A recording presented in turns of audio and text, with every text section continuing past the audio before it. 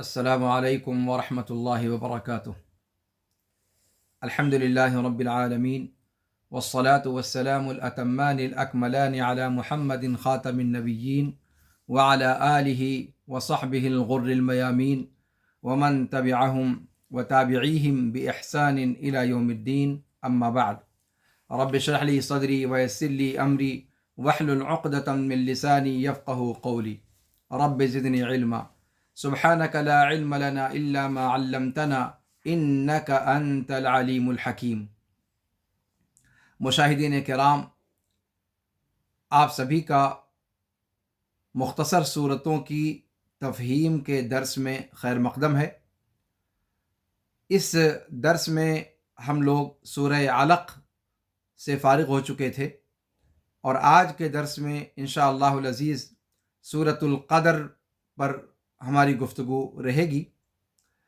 تو آئیے اللہ کا نام لے کر سورۃ القدر کو شروع کرتے ہیں۔ سورۃ القدر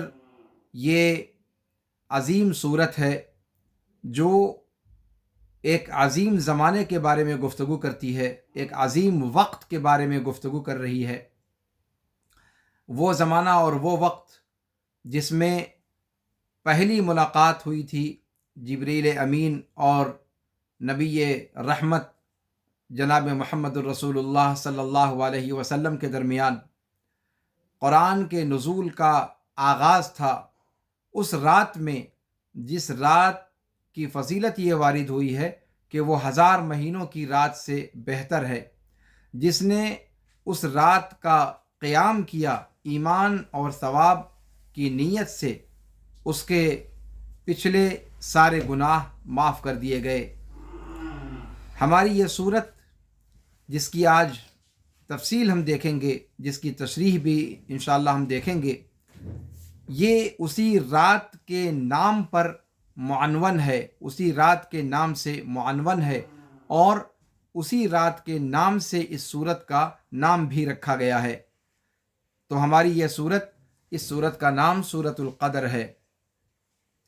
اس صورت کا نام سورۃ القدر بھی ہے اور سورۃ لیلۃ القدر بھی ہے۔ یہ صورت مکی ہے یا مدنی، اس کے بارے میں علماء تفسیر کا اختلاف ہے۔ جمہور مفسرین اس بات کی طرف گئے ہیں کہ یہ صورت مکی ہے۔ اس کی 6 آیتیں ہیں مکی مصحف میں، اور شامی مصحف میں 5 اس کی آیتیں ہیں، باقی لوگوں کی تعداد شمار کرنے کے اعتبار سے۔ اس صورت مبارکہ کا کوئی خاص شان ورود ذکر نہیں کیا گیا ہے صحیح سند سے، اور نہ ہی اس صورت مبارکہ کے بارے میں کوئی خاص الگ سے فضیلت مروی ہے۔ جو بھی فضیلت آئی ہے وہ اس رات کی آئی ہے جس رات کا تذکرہ اس صورت مبارکہ میں اللہ رب العالمین نے فرمایا ہے۔ اس صورت کی فضیلت کوئی خاص ذکر نہیں کی گئی ہے صحیح سند سے۔ آئیے دیکھتے ہیں کہ سورۃ القدر کا اپنے سے ماقبل اور اپنے مابعد کی صورت سے کیا تعلق ہے، جیسا کہ ہم سارے درس میں کرتے چلے آئے ہیں۔ سورۃ القدر کا سورۃ العلق سے تعلق یوں بنتا ہے کہ سورۃ العلق کا اختتام اس حکم پر کیا گیا ہے کہ اللہ کے رسول صلی اللہ علیہ وسلم کو سجدے کا حکم دیا گیا ہے، اور آپ صلی اللہ علیہ وسلم کو اس سجدے سے روکنے والوں کی بات پر ملتفت نہ ہونے، متوجہ نہ ہونے، کان نہ دھرنے کی بات کہی گئی ہے۔ اور سورہ قدر کے آغاز میں قرآن کریم کے اس مبارک رات میں اتارے جانے کا تذکرہ کیا گیا ہے۔ وہ رات جو قدر کی رات ہے، جو نہایت شرف اور مقام اور عظمت کی رات ہے، وہ رات جو پوری کی پوری عام طور پر نوافل ادا کرتے ہوئے گزاری جاتی ہے، وہی نوافل جس کو صلاۃ سے نسبت ہے، جو صلاۃ کی ایک قسم ہے، وہی صلاۃ جس کے ایک عظیم رکن کا ذکر سورہ علق کے اخیر میں کیا گیا ہے، اور کہا گیا کلا ला तुतिअहु वस्जुद वक्तरिब, सजदे का हुक्म दिया गया जो नमाज का अजीम तरीन रुकन है। और ये रात, जिस रात का तज़किरा इस सूरत मुबारक में किया जाता है, इस रात को, पूरी की पूरी रात को जाग कर गुजारा जाता है और उसमें जो सबसे अजीम इबादत अदा की जाती है वो नवाफिल है। सलात की एक किस्म नवाफिल, नफल नमाजें पढ़ते हुए और लंबी लंबी रकातें जिसमें कुरान करीम की तिलावत की जाती है, उन नवाफिल की अदायगी के साथ इस रात को गुजारा जाता है, ख़ास तौर पर और ख़ास कैफियत पर। तो ये मुनासबत सूरह अलक़ और सूरह क़द्र के अंदर है। इसी तरीके से सूरह अलक़ के शुरू में कुरान करीम के नुज़ूल का आगाज़ वारिद हुआ है और सूरह क़द्र के अंदर उस रात का तज़किरा है जिसमें मुकम्मल का मुकम्मल कुरान करीम उतारा गया। इसी तरीके से सूरह क़द्र, सूरह अलक़ के अंदर अल्लाह रब्बुल आलमीन ने नबी मुकर्रम सल्लल्लाहु अलैहि वसल्लम को हुक्म दिया है कि वो कुरान करीम की तिलावत करें अपने उस रब के नाम से जिसने पैदा किया, जिसने इंसान को वो कुछ सिखाया जो वो नहीं जानता था। और यहाँ सूरह क़द्र में कुरान करीम का तज़किरा किया गया, उसके नुज़ूल का तज़किरा किया गया और उसकी फ़जीलत का बयान किया गया और इस बात को ज़िक्र किया गया कि ये रब्बुल आलमीन की तरफ से है, अज़मत वाले रब की तरफ से है, अज़मत और सुल्तान वाले रब की तरफ से है, जो लोगों की मसलहतों को जानता है और उनके दीन और दुनिया में कौन सी चीज़ सआदत बख्ती का सबब बन सकती है उनको जानता है। और ये कि उस ज़ात ने इस कुरान मुक़द्दस को ऐसी रात में उतारा है जो जलाल व कमाल से इबारत है, जिसकी फजीलत को ये सूरत मुबारक बयान कर रही है। इब्न आशूर रहमहुल्लाह फरमाते हैं कि कुरान करीम की सूरतों की तरतीब की दुरुस्तगी को और उसकी मानवियत को ऐसे भी समझा जा सकता है कि सूरह क़द्र को सूरह अलक़ के बाद रखा गया है, बावजूदे के इस सूरत की आयात की तादाद सूरह बय्यना जो इसके बाद सूरत आ रही है उसके मुकाबले में कम है। और जो सूरतें और आ रही हैं सूरह क़द्र के बाद, सूरह बय्यना के बाद, उन सूरतों से भी इस सूरत मुबारक की आयतों की तादाद कम है। गोया इस सूरत को सूरह बय्यना और बक़िया जो बाद में आने वाली सूरतें हैं उन पर मुक़द्दम किया गया और सूरह अलक़ के साथ जोड़ करके इसको ज़िक्र किया गया, इस बात का इशारा करने के लिए कि अनज़लनाहु के अंदर जो ज़मीर अल्लाह रब्बुल आलमीन ने इस्तेमाल फरमाई है इस सूरत की पहली आयत में कि इन्ना अनज़लनाहु, अरबी ज़ुबान का कायदा है कि ज़मीर इसमें ज़ाहिर के बाद इस्तेमाल की जाती है। पहले कोई नाम जिक्र किया जाता है, नाउन जिक्र किया जाता है और उस नाउन के जिक्र करने के बाद फिर प्रोनाउन का इस्तेमाल किया जाता है। यह अरबी ज़ुबान का ग्रामर के एतबार से कायदा है। लेकिन यहाँ पर कुरान करीम का इस सूरत में कोई तज़किरा नहीं है। पहली आयत ही कुरान को ज़मीर के साथ जिक्र करती है, इन्ना अनज़लनाहु फ़ी लैलतिल क़द्र। तो इमाम इब्न आशूर रहमहुल्लाह फरमा रहे हैं कि गोया इस सूरत को अल्लाह रब्बुल आलमीन की तरफ से ही ये चीज़ मकसूद थी कि सूरह अलक़ के साथ जोड़ करके रखा जाए और इसीलिए आयात की तादाद कम होने के बावजूद इसको सूरह अलक़ के बाद रखा गया है। इसमें इशारा है कि ज़मीर जो अनज़लनाहु के अंदर लौट रही है वो उसी कुरान की तरफ लौट रही है जिसके आगाज़ का वाक़या सूरह अलक़ के अंदर बयान फरमाया गया है। ये इसको इमाम इब्न आशूर रहमहुल्लाह ने अपनी मशहूर व मारूफ तफसीर अत-तहरीर व तनवीर की 30वीं जिल्द में सफ़ा नंबर 456 पर जिक्र किया है। इसी तरीके से सूरह अलक़ और सूरह क़द्र के अंदर मुनासबत यूं भी है कि सूरह अलक़ में अल्लाह रब्बुल आलमीन ने अल्लाह के नाम से पढ़ने का रसूल पाक सल्लल्लाहु अलैहि वसल्लम को हुक्म दिया और आप सल्लल्लाहु अलैहि वसल्लम को इसी तरीके से सजदे का हुक्म दिया गया और अल्लाह से क़ुर्बत इख्तियार करने का हुक्म दिया गया। और सूरह क़द्र जो है उसके अंदर इस حکم پر عمل کرنے والی رات کا تذکرہ کیا گیا ہے، جس کا ایک رات کا ثواب 1000 گنا زیادہ ہے، اور اس رات میں کیے ہوئے عمل کا ثواب 1000 گنا زیادہ ہے۔ 1000 راتوں کی عبادت سے اس رات کی 1000 مہینوں کی عبادت سے اس رات کی عبادت بہتر ہے۔ تاکہ، اور اس صورت کو یہاں پر ذکر کیا گیا سورہ علق کے بعد، تاکہ اس رات کو صحیح طریقے سے استعمال میں لایا جائے اس قرآن کریم کی قرأت کے لیے اور رب العالمین کی بارگاہ میں سجدے کے لیے، جس کا حکم، جن دو باتوں کا حکم سورہ علق میں اللہ رب العالمین نے دے رکھا ہے۔ تو یہ سورہ علق اور سورہ قدر کا تعلق ہے۔ اسی طریقے سے سورہ قدر کے بعد جو صورت ہے وہ ہے سورہ بینہ۔ اب آئیے دیکھتے ہیں کہ اس صورت کا اپنے بعد جو آ رہی ہے صورت، اس سے کیا تعلق ہے۔ سورہ قدر کے اندر اللہ رب العالمین نے اس عظیم رات کا ذکر فرمایا ہے جو نہایت درجہ، غایت درجہ عظمت والی ہے، غایت درجہ شرف والی ہے، اس وجہ سے کہ اس میں قرآن مقدس نازل کیا گیا جو بابرکت کلام ہے اللہ رب العالمین کا، اور اس نبی پر اتارا گیا جو نبی انبیاء میں سب سے عالی مرتبت ہے، سب سے زیادہ معظم، مکرم اور معزز ہے۔ تو صورت بینہ اس کے بعد آئی، جو اس کتاب کا جو نبی مکرم صلی اللہ علیہ وسلم پر اتاری گئی، یعنی قرآن مقدس، اس قرآن مقدس کے اثر کو بیان کر رہی ہے اس رات کے اندر جو اتارا گیا، اور جو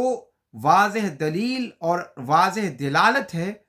عبرت پکڑنے والے کے لیے، نصیحت پکڑنے والے کے لیے۔ گویا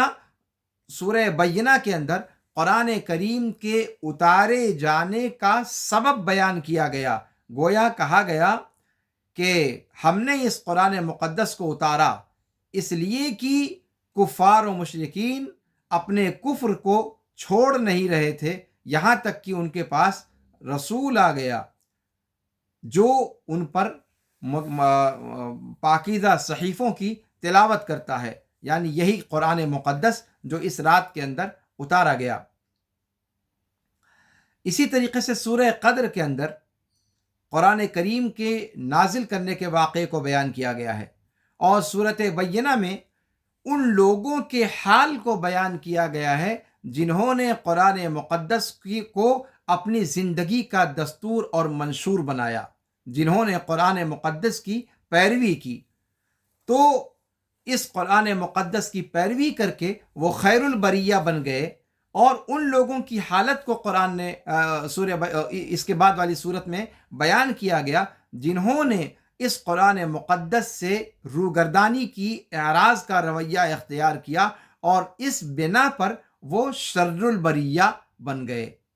گویا وہی انسان جسے احسن تقویم میں پیدا کیا گیا تھا، اور احسن تقویم کی لاج اس قرآن نے آ کر کے رکھی، تو اس قرآن کی پیروی جس نے کی وہ خیر البریہ بن گیا احسن تقویم کی لاج رکھتے ہوئے، اور جس نے اس قرآن کریم کی پیروی نہیں کی وہ شر البریہ بن گیا۔ یہ مناسبت سورہ بینہ اور سورہ قدر کے اندر ذکر کی گئی ہے۔ سورہ قدر کا جو اصل ہدف ہے وہ کیا، کہ لیلۃ القدر کی عظمت کو بیان کرنا اور اس کی فضیلت کو بیان کرنا، اور اس رات میں جو چیز اتاری گئی، اس اتاری گئی چیز کی عظمت اور اس کے شرف اور اس کے مقام اور اس کے عالی مرتبت ہونے کو بیان کرنا۔ اس صورت کے موضوعات اگر ہم دیکھیں تو آیت نمبر 1 سے 3 تک قرآن کریم کی فضیلت کو بیان کیا گیا ہے، اور اس رات کی فضیلت کو بیان کیا گیا ہے جس میں یہ قرآن اتارا گیا، اور آیت نمبر 4 اور 5 میں اس عظیم رات کے شرف اور مقام کو ذکر فرمایا گیا ہے۔ آئیے اس صورت کی پہلے ہم تلاوت کر لیتے ہیں، اور پھر اس کے بعد اس کی مزید تفصیل کی طرف آگے بڑھتے ہیں۔ اللہ رب العالمین فرماتا ہے، اعوذ باللہ من الشیطان الرجیم، بسم اللہ الرحمن الرحیم، انا انزلناه فی لیلۃ القدر وما ادراک ما لیلۃ القدر لیلۃ القدر خیر من الف شہر تنزل الملائکۃ والروح فیہا بإذن ربہم من کل امر سلام ہی حتی مطلع الفجر، کہ ہم نے اس کو لیلۃ القدر میں اتارا، اس کو لیلۃ القدر میں اتارا، اس کو یعنی کس کو؟ اسی قرآن کو جس کے آغاز کا تذکرہ سورہ علق میں رب العالمین نے فرما دیا ہے۔ وما ادراک ما لیلۃ القدر، اور لیلۃ القدر، قدر والی جو عظیم رات ہے، اس رات کی عظمت تم کیا جانو؟ کس نے بتلایا تمہیں کہ اس رات کی عظمت کیا ہے؟ تمہیں کیا معلوم کہ اس رات کی عظمت کیا ہے؟ پھر اللہ رب العالمین نے خود بتلایا، لیلۃ القدر خیر من الف شہر، کہ لیلۃ القدر وہ 1000 مہینوں سے بہتر ہے۔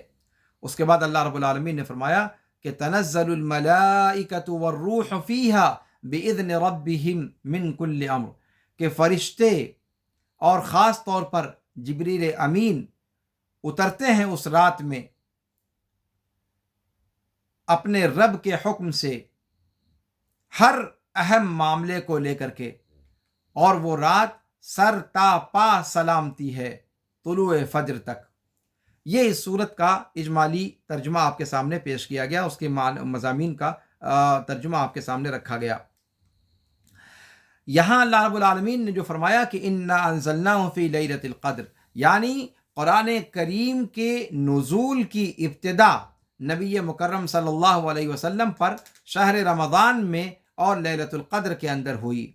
وما ادراک ما لیلۃ القدر، اور اے نبی مکرم صلی اللہ علیہ وسلم، آپ کو کیا پتا کہ یہ رات کیا ہے، اس رات میں کیا خیر اور برکت اللہ نے رکھی ہے؟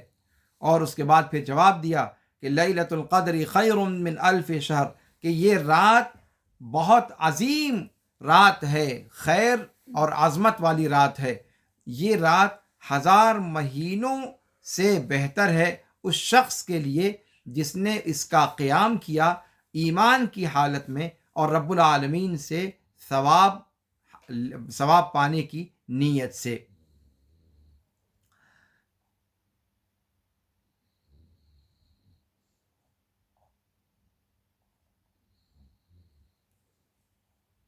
اس کے بعد اللہ رب العالمین نے آخر کی 2 آیتوں میں اس رات کے اندر جو چیزیں ہوتی ہیں، فرشتے اور جبریل امین آسمان سے اترتے ہیں اور سال بھر کے معاملات کو لے کر کے، اہم امور کو لے کر کے اس کا تذکرہ فرمایا ہے، اور اس کے بعد فرمایا ہے کہ یہ رات مکمل سلامتی ہے طلوع فجر تک۔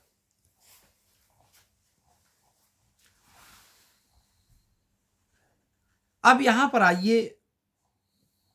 اس چیز کو دیکھتے ہیں کہ اللہ رب العالمین نے فرمایا انا انزلناہ فی لیلۃ القدر، انا انزلناہ فی لیلۃ القدر، انا، اور انا یہ جمع کا صیغہ ہے،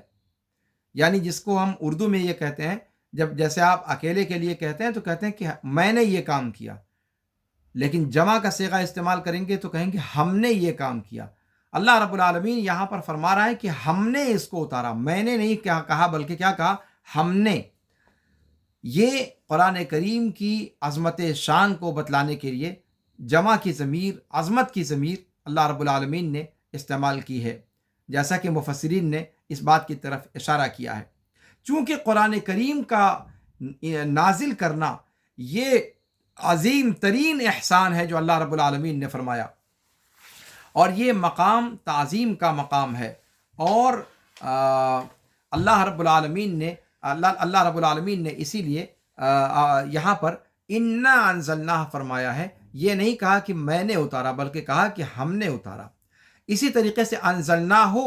ہو کی ضمیر یہ غائب کی ضمیر استعمال کی گئی ہے قرآن کریم کی عظمت شان کو بتلانے کے لیے اور اس کے عالی مرتبت ہونے کو بیان کرنے کے لیے۔ گویا کہ قرآن مقدس یہ ذہنوں کے اندر موجود ہے،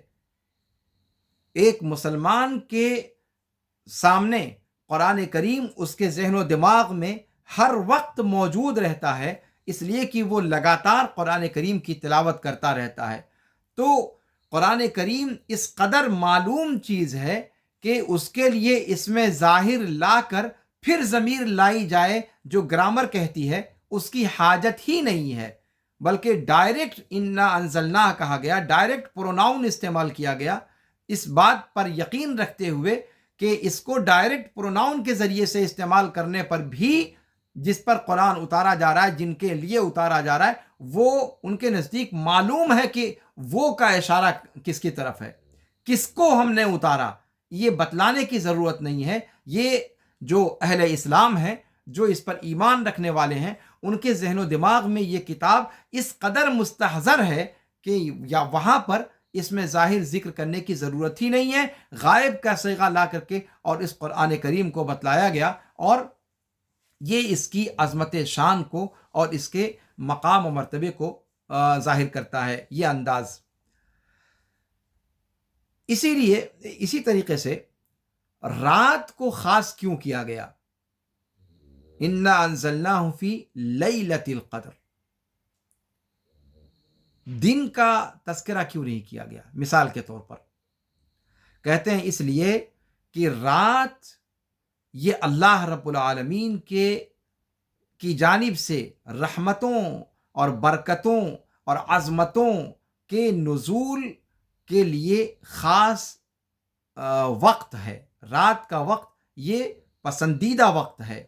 اس وقت میں رب العالمین اپنے بندوں کے لیے تجلی فرمایا کرتا ہے، اور رات کے وقت کو مخصوص اس لیے بھی کیا گیا کہ اس وقت انسان کا دل کاروبار سے، مصروفیات دنیا سے، دنیا کے شواغل سے پورے طور پر فری ہوتا ہے، اور اللہ رب العالمین کی طرف اخلاص اور للہیت کے ساتھ اور خشوع و خضوع کے ساتھ اللہ رب العالمین کی طرف متوجہ ہوتا ہے۔ رات میں دنیا کے سارے کاموں کو چھوڑ کر کے بندہ پرسکون حالت میں ہوتا ہے۔ رات سکون کی علامت ہے، رات سکون کا استعارہ ہے، تو گویا رات جو پرسکون، جس میں عام طور سے پوری خلقت سکون کی حالت میں ہوتی ہے، وہ وقت چونکہ دل کے یکسو ہو کر اللہ رب العالمین کی طرف متوجہ ہونے کا وقت ہوتا ہے، اور اس وقت اللہ رب العالمین کا خوف اور خشیت یہ زیادہ قوی ہوتا ہے، اور اللہ رب العالمین کا خوف اور خشیت دل کے استحضار کو اور دل کو صاف و شفاف رکھنے پر زیادہ آمادہ کرتا ہے، اس لیے رات کے وقت کو ترجیح دی گئی ہے۔ یہ بات امام شنقیطی رحمہ اللہ نے اضواء البیان کے اندر ذکر فرمائی ہے کہ رات کی تخصیص کیوں کی گئی۔ اسی طریقے سے قرآن کریم کو اگر آپ دیکھیں تو صرف یہاں پر نہیں بلکہ سورہ مزمل کے اندر بھی اللہ رب العالمین نے رات کے وقت کی فضیلت کی طرف اشارہ کیا ہے۔ اللہ رب العالمین فرماتا ہے سورہ مزمل آیت نمبر 6 میں کہ ان ناشئۃ اللیل ہی اشد وطئا واقوم قیلا۔ اسی طریقے سے بہت ساری آیات ہیں جو انسان کو اس بات پر ابھارتی ہیں، ایک مومن کو، ایک مسلم کو اس بات پر ابھارتی ہیں کہ رات کا وقت اللہ رب العالمین کی عبادت میں گزارا جائے، اللہ رب العالمین کی عبادت میں اور قیام اللیل میں گزارا جائے۔ دیکھیے تھوڑی سی کچھ آیتیں ہم دیکھتے ہیں، آپ کے سامنے پیش کرتے ہیں۔ اللہ رب العالمین سورہ اسراء آیت نمبر 79 میں فرماتا ہے اپنے نبی مکرم صلی اللہ علیہ وسلم کو حکم دیتے ہوئے کہ وَمِنَ اللَّيْلِ فَتَهَجَّدْ بِهِ نَافِلَةً لَكَ، کہ اور رات کو آپ بیدار ہو کر قیام اللیل فرمائیے، اپنے رب کے سامنے کھڑے ہوئیے۔ اسی طریقے سے سورہ قاف آیت نمبر 40 میں اللہ رب العالمین فرماتا ہے وَمِنَ اللَّيْلِ فَسَبِّحْهُ وَأَدْبَارَ السُّجُودِ۔ اسی طریقے سے سورہ مزمل آیت نمبر 20 میں بہت تفصیل کے ساتھ اللہ رب العالمین نے قیام اللیل کا تذکرہ کیا ہے رسول پاک صلی اللہ علیہ وسلم کے حوالے سے۔ اور آپ دھیان دیں کہ چاہے آیت سورہ اسراء کی ہو یا سورہ قاف کی ہو یا سورہ مزمل کی ہو، ان تمام جگہوں پر قیام اللیل کے سیاق میں خطاب اللہ کے رسول جناب محمد الرسول اللہ صلی اللہ علیہ وسلم سے ہے، اس لیے کہ آپ صلی اللہ علیہ وسلم کے حق میں قیام اللیل زیادہ تاکیدی طور پر اس کا حکم دیا گیا تھا آپ صلی اللہ علیہ وسلم کو۔ تو سورہ مزمل میں اللہ رب العالمین نے فرمایا کہ ان ربک یعلم انک تقوم ادنی من ثلثی اللیل ونصفہ وثلثہ وطائفۃ من الذین معک واللہ یقدر اللیل والنہار علم ان لم تحصوه فتاب علیکم فقرؤوا ما تیسر من القرآن علم ان سیکون منکم مرضی وآخرون يضربون في الأرض يبتغون من فضل الله وآخرون يقاتلون في سبيل الله فاقرؤوا ما تيسر منه وأقيموا الصلاة وآتوا الزكاة وأقرضوا الله قرضا حسنا وما تقدموا لأنفسكم من خير تجدوه عند الله هو خيرا وأعظم أجرا واستغفروا الله إن الله غفور رحيم۔ تو یہاں پر اللہ رب العالمین نے اس سورہ مزمل کی آیت میں رسول پاک صلی اللہ علیہ وسلم اور آپ صلی اللہ علیہ وسلم کے ساتھ صحابہ کرام رضوان اللہ علیہم اجمعین جو قیام اللیل کے حریص تھے، ان کا تذکرہ تفصیل کے ساتھ فرمایا ہے۔ اور اس سے پہلے کی دونوں آیتوں میں خطاب صرف اللہ کے رسول صلی اللہ علیہ وسلم کے ساتھ ہے خاص طور پر، اور حکم پوری کی پوری امت کو ہے، لیکن امت کے لیے نفل کے طور پر ہے۔ اور قرآن کریم کی قرأت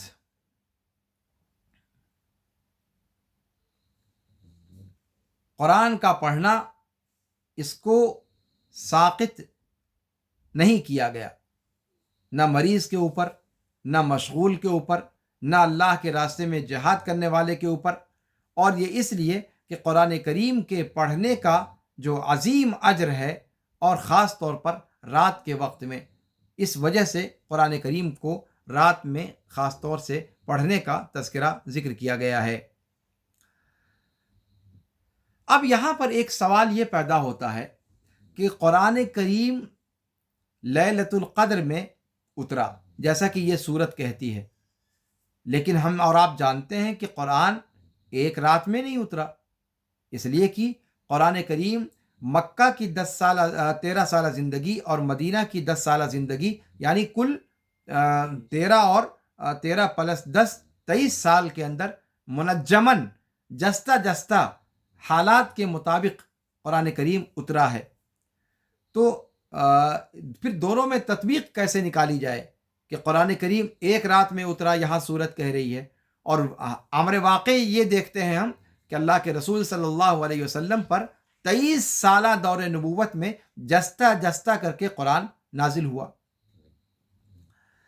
تو ابن عباس رضی اللہ تعالی عنہما وارضاہما اور ان کے علاوہ دیگر صحابہ سے اس کی تفصیل یہ مروی ہے کہ قرآن کریم کو اللہ رب العالمین نے یک بارگی یک مشت لوح محفوظ سے بیت العزہ پر اتارا،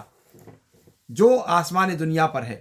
آسمان دنیا پر بیت العزت نام سے ایک جگہ ہے، وہاں اللہ رب العالمین نے ایک رات میں اس پورے کے پورے قرآن کو لوح محفوظ سے اتارا۔ لوح محفوظ جو اللہ رب العالمین کے پاس عرش پر ہے، وہاں سے آسمان دنیا میں بیت العزت نامی جگہ پر اللہ رب العالمین نے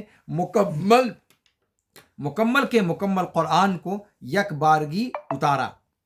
پھر اس کے بعد بیت العزت جو آسمان دنیا پر ہے، وہاں سے رسول پاک صلی اللہ علیہ وسلم پر حالات اور واقعات اور حوادث کے اعتبار سے جستہ جستہ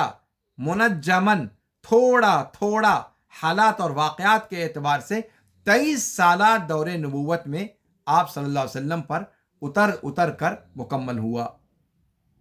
امام ابن کثیر رحمہ اللہ نے اس چیز کو ذکر فرمایا ہے،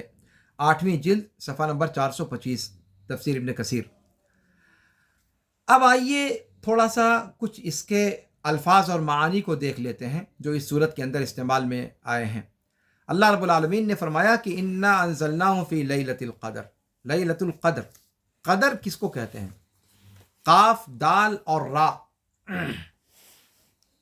یہ اصل صحیح ہے جو دلالت کرتی ہے کس معنی پر؟ اس کا قدر کا اصل قاف دال را، اس کا معنی عربی زبان میں ہوتا ہے کسی چیز کی حقیقت یا کسی چیز کی انتہا یا کسی چیز کی حقیقت کو پہنچنا. قدر ہر چیز کے پہنچنے کی جگہ کو کہا جاتا ہے. کہا جاتا ہے قدرہ کذا اے مبلغہ کذا، اس کے پہنچنے کی انتہا یہ ہے، اس کے پہنچنے کی انتہا یہ. اور قدر اور قدر، دال کے سکون اور دال کے فتحے کے ساتھ، یہ کہا جاتا ہے اللہ رب العالمین کے فیصلوں کو، جو اللہ رب العالمین کے فیصلے ہیں اشیاء کائنات کے تعلق سے، ان کی انتہا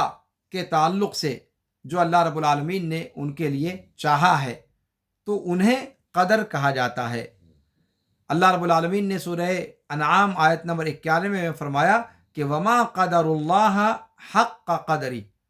اس کی تفسیر مفسرین نے کیا ہے کہ ما عظم اللہ حق عظمتی، کہ مشرکین نے اللہ رب العالمین کی تعظیم نہیں کی جیسی اس کی تعظیم کا حق تھا. اور یہ صحیح ہے، اور اس کا خلاصہ یہ ہے کہ ان لوگوں نے اللہ رب العالمین کی صفت ویسے نہیں بیان کی جو اللہ رب العالمین کی عظمت شان کے متقاضی ہے. اسی طریقے سے اللہ رب العالمین نے سورہ طلاق میں فرمایا کہ ومن قدر علیہ رزقہ، اور یہاں پر قدر علیہ رزقہ کا معنی ہے جس کی روزی تنگ کر دی گئی، یعنی اس میں سے بہت تھوڑی مقدار دیا گیا. تو یہ قدر کا معنی ہے. لیلۃ القدر کو لیلۃ القدر کیوں کہا جاتا ہے؟ اس سلسلے میں علماء کرام نے 3 وجہیں بیان کی ہیں کہ لیلۃ القدر کو لیلۃ القدر کیوں کہا جاتا ہے. پہلی بات تو یہ ہے کہ لیلۃ القدر یعنی 3 جو توجیہ بیان کی گئی ہے، 3 سبب بیان کیا گیا ہے لیلۃ القدر کو لیلۃ القدر کہنے کا. اس میں سے پہلا سبب یہ ہے کہ قدر بمعنی مرتبہ اور شرف کے، لیلۃ القدر یعنی قدر و منزلت والی رات، شرف والی رات، عظمت والی رات. تو لیلۃ القدر کو لیلۃ القدر کہا گیا اس کے عظیم المرتبت ہونے کی وجہ سے، اس کے افضل ہونے کی وجہ سے اللہ رب العالمین کے نزدیک. اور یہ عظمت اور یہ فضیلت کہاں سے اس نے حاصل کی؟ قرآن کریم کے اس رات میں نزول کی وجہ سے، جو سب سے زیادہ عظیم چیز ہے. دوسری چیز، لیلۃ القدر کو لیلۃ القدر اس لیے کہا گیا کہ اس میں عبادات کی تقدیر بڑھا دی جاتی ہے، عبادات کی مقدار بڑھا دی جاتی ہے، اور ان کے عبادات کے ثوابوں کو کئی گنا بڑھا کر دیا جاتا ہے. اللہ رب العالمین کی رحمتیں، عظیم رحمتیں اس رات میں نازل ہوتی ہیں. شیخ ابن عثیمین رحمہ اللہ فرماتے ہیں کہ لیلۃ القدر کے تعلق سے کہ سمیت بذالک لأن العمل فیها له قدر عظیم، اس لیے کہ اس رات میں کیے گئے عمل کا بے انتہا بلند مقام ہے، بے انتہا بلند اس کا درجہ ہے، عظیم مقام ہے. اس لیے اس رات کو لیلۃ القدر کہا گیا. گویا پہلا جو سبب بیان کیا گیا کہ اس رات کی عظمت کی وجہ سے لیلۃ القدر کہا گیا ہے. اور عظمت کہاں سے آئی؟ عظیم قرآن کے اس رات میں اترنے کی وجہ سے. یہ پہلا سبب ہوا. دوسرا سبب یہ بیان کیا گیا کہ اس رات میں جو بھی کام کیا جائے، اس کام کا جو عظیم اجر اور اس کی جو عظیم فضیلت ہوتی ہے، جو ثواب اس کا ہوتا ہے، جو اجر جزیل اس کا رکھا گیا ہے، اس عمل کے بے انتہا بڑھے ہوئے ثواب کے اعتبار سے اس رات کو لیلۃ القدر کہا گیا، جیسے کہ ابن عثیمین رحمہ اللہ فرماتے ہیں۔ تیسرا سبب بھی لیلۃ القدر کا بیان کیا گیا ہے کہ اس کو قدر کی رات کیوں کہا جاتا ہے۔ ایک تیسرا سبب بھی بیان کیا گیا ہے، اور وہ یہ کہ یہ رات وہ رات ہے جس میں سال بھر کی لوگوں کی روزیوں کا اور ان کی مدتوں کا اندازہ لگایا جاتا ہے۔ قدر یقدر تقدیر، جس کا معنی عربی زبان میں ہوتا ہے تخمینہ لگانا، اندازہ لگانا۔ تو چونکہ اللہ رب العالمین پوری کائنات کی مخلوقات کے لیے سال بھر کے جو اندازے لگاتا ہے وہ اس رات کے اندر لگائے جاتے ہیں، اس کی مدت کار کے تعلق سے، کسی بھی مخلوق کو کتنے دن رہنا ہے اس حوالے سے، اور پھر یہ کہ اس کو کیا کیا کتنے رزق سے نوازا جانا ہے۔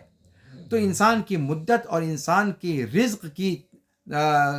کی جو مقدار ہے، اس مقدار کو متعین کیا جاتا ہے، سال بھر کی مقدار اس رات میں متعین کی جاتی ہے، اس لیے اس کو لیلۃ القدر کہا جاتا ہے۔ اللہ رب العالمین نے سورہ دخان کے اندر فرمایا آیت نمبر 4 میں کہ فیہا یفرق کل امر حکیم، یہی وہ رات ہے جس میں سارے معاملات کا اندازہ لگایا جاتا ہے، سارے معاملات کو الگ الگ کیا جاتا ہے۔ اسی طریقے سے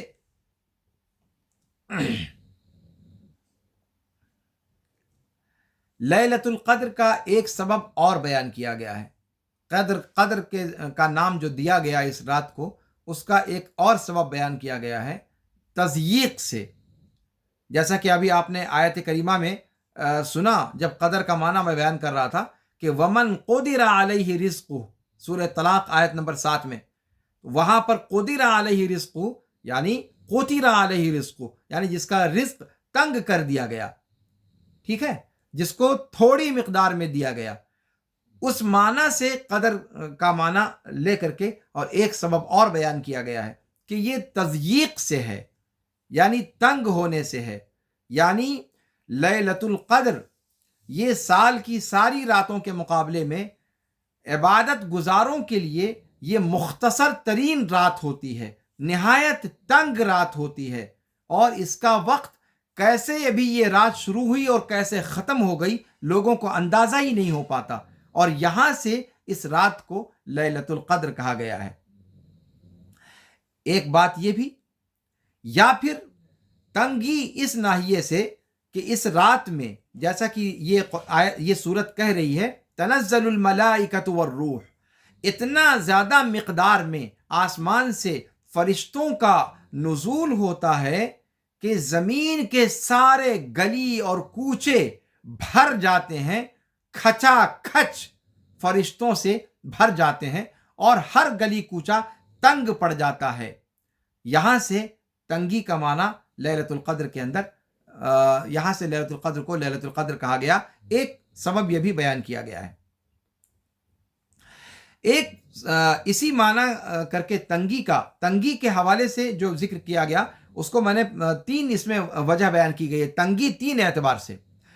ایک تنگی اس اعتبار سے کہ اس رات کا وقت گزرنے کا انسان کو پتہ نہیں چلتا، کب یہ رات شروع ہوتی ہے اور کب ختم ہو جاتی ہے اس کا اندازہ نہیں ہو پاتا، نہایت مختصر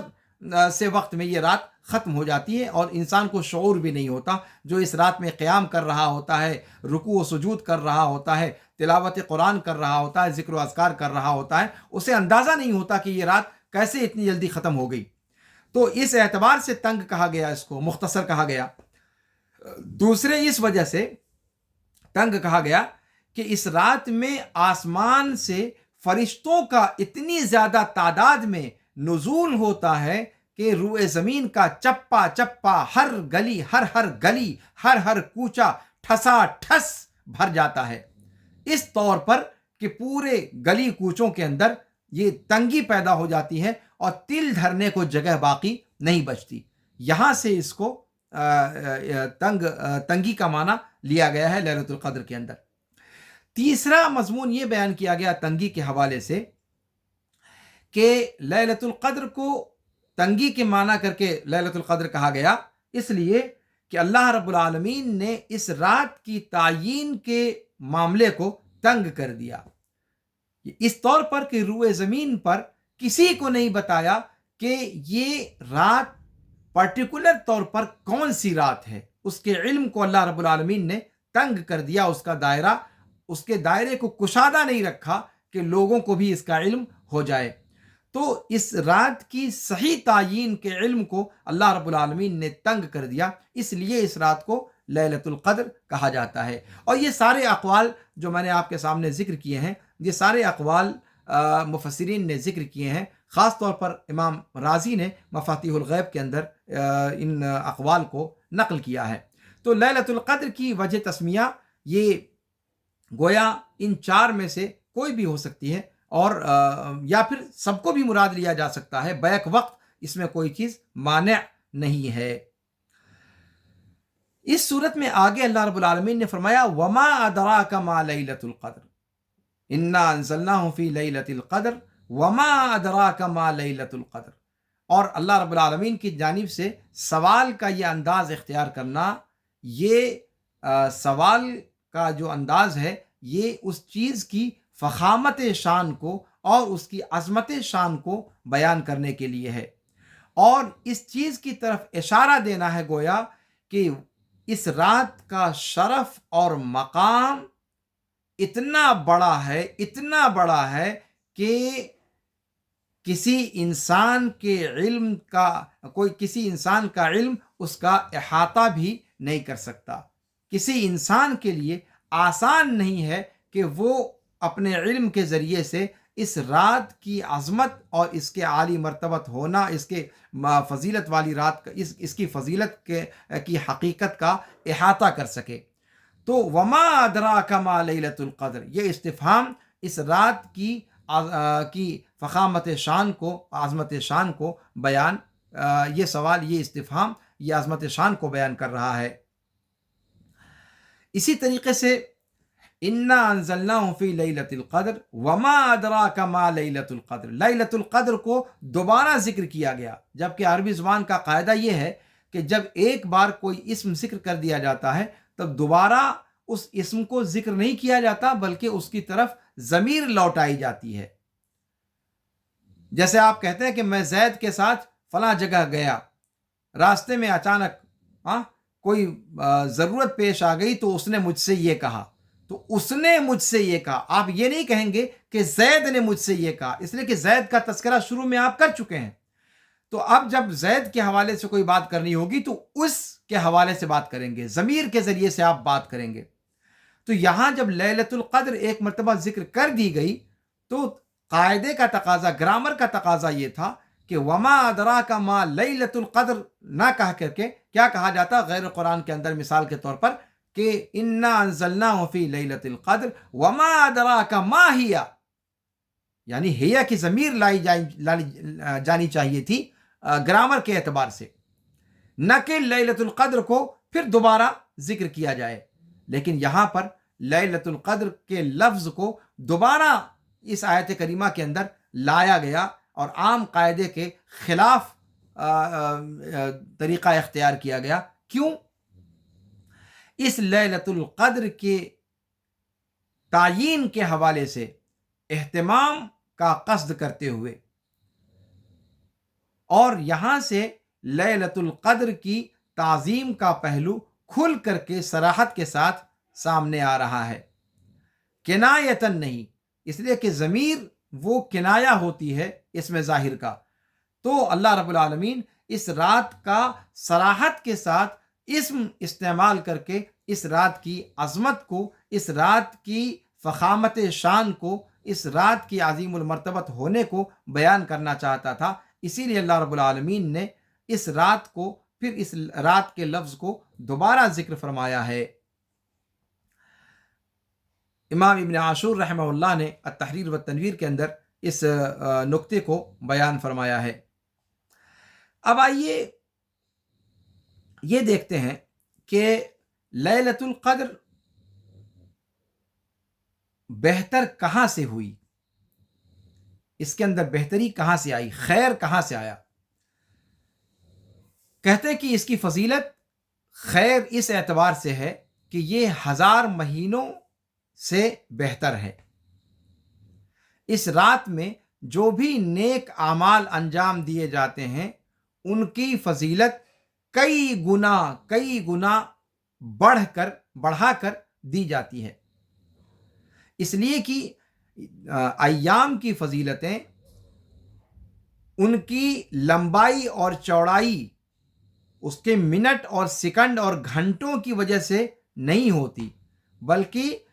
ان اوقات کے اندر انجام دی جانے والی چیزوں کی فضیلت کی بنیاد پر زمانے کی یا وقت کی فضیلت ہوتی ہے، اور یہاں سے اس رات کی فضیلت باقی سارے سال بھر کی ساری راتوں اور سارے دنوں پر یہ رات فضیلت رکھتی ہے۔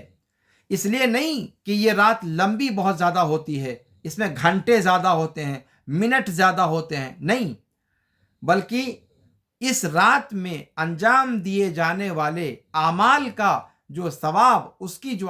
کی جو عظمت اور فضیلت ہے، ان کی وجہ سے یہ رات بہتر ہے 1000 مہینوں سے۔ سورہ دخان کے اندر بھی اللہ رب العالمین نے لیلۃ القدر کا تذکرہ فرمایا ہے، اور وہاں پر بھی اس رات کی کچھ صفتوں کو اللہ رب العالمین نے بیان فرمایا ہے۔ سورہ دخان میں اللہ رب العالمین فرماتا ہے حامیم والکتاب المبین انا انزلناہ فی لیلۃ مبارکۃ انا کنا منذرین فیہا یفرق کل امر حکیم امرا من عندنا انا کنا مرسلین رحمتا من ربک انہ هو السمیع العلیم۔ یہاں پر ان آیات کے اندر سورہ دخان آیت نمبر 1 سے 6 تک میں نے ابھی آپ کے سامنے پڑھی ہے۔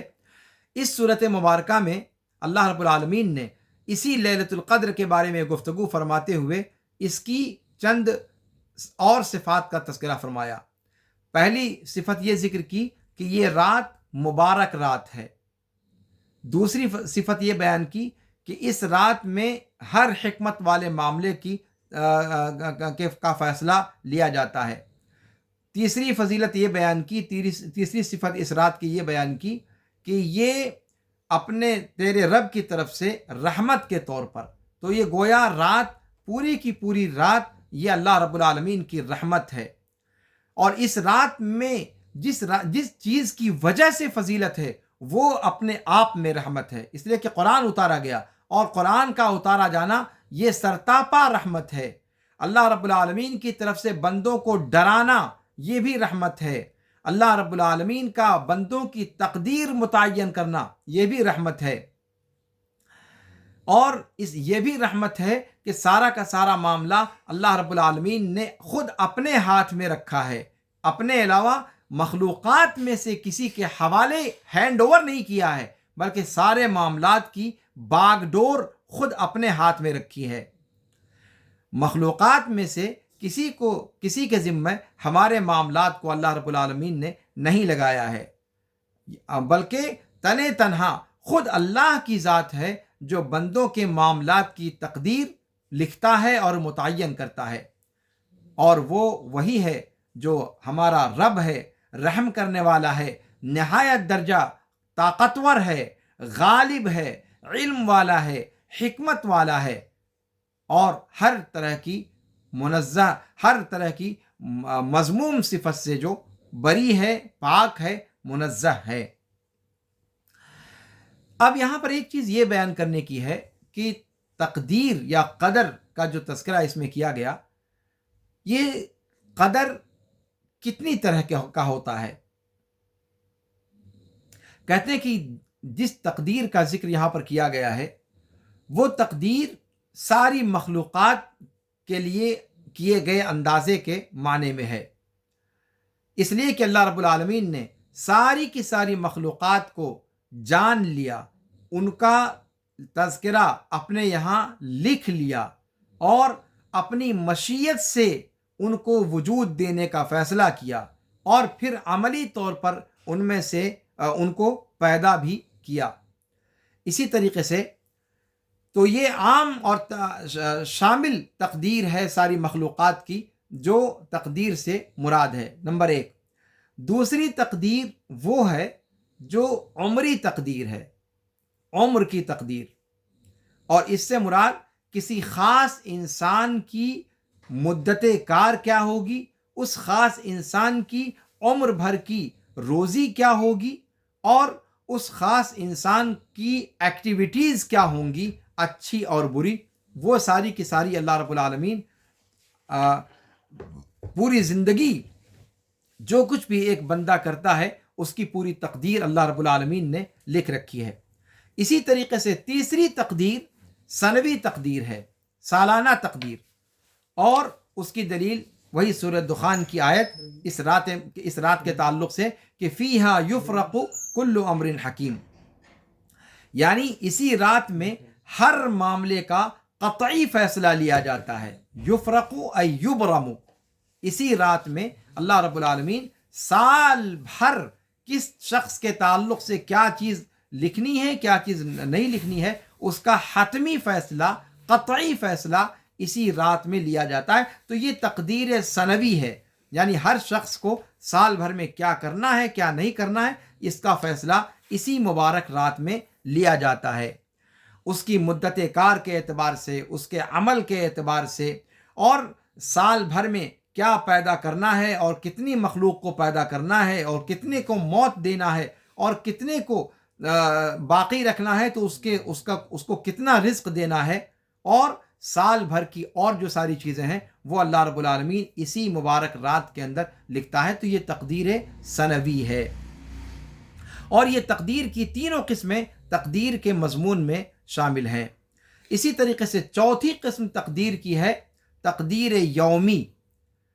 یہ تو سال بھر کا ہوا کہ کس کو کتنا ملنا، کس کا کتنا نہیں ملنا، اور کس کو رہنا اور کس کو جانا۔ چوتھی تقدیر کی قسم ہے یومی تقدیر، اور وہ کسے کہتے ہیں کہ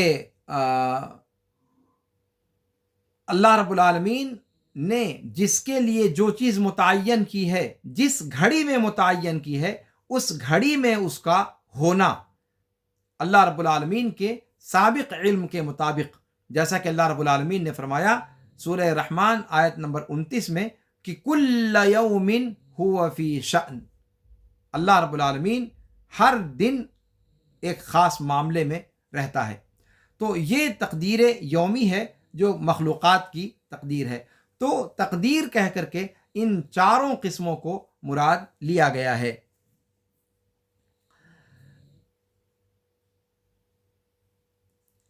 لیلۃ القدر کی جو فضیلت اس صورت مبارکہ میں بیان کی گئی ہے، اس سے ہمیں کیا سبق ملتا ہے؟ اللہ رب العالمین کے ہم پر عظیم فضل کا ہمیں اپنے اندر استحضار پیدا کرنا چاہیے، اور ہم اسی مہینے میں اس وقت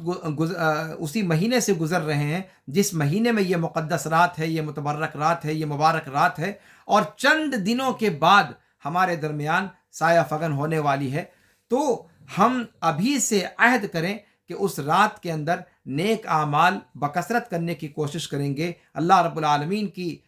قربت اختیار کرنے والے اعمال کو ہم بکثرت کریں گے، اور خاص طور پر اس مہینے کی آخری 10 دن اللہ کے رسول صلی اللہ علیہ وسلم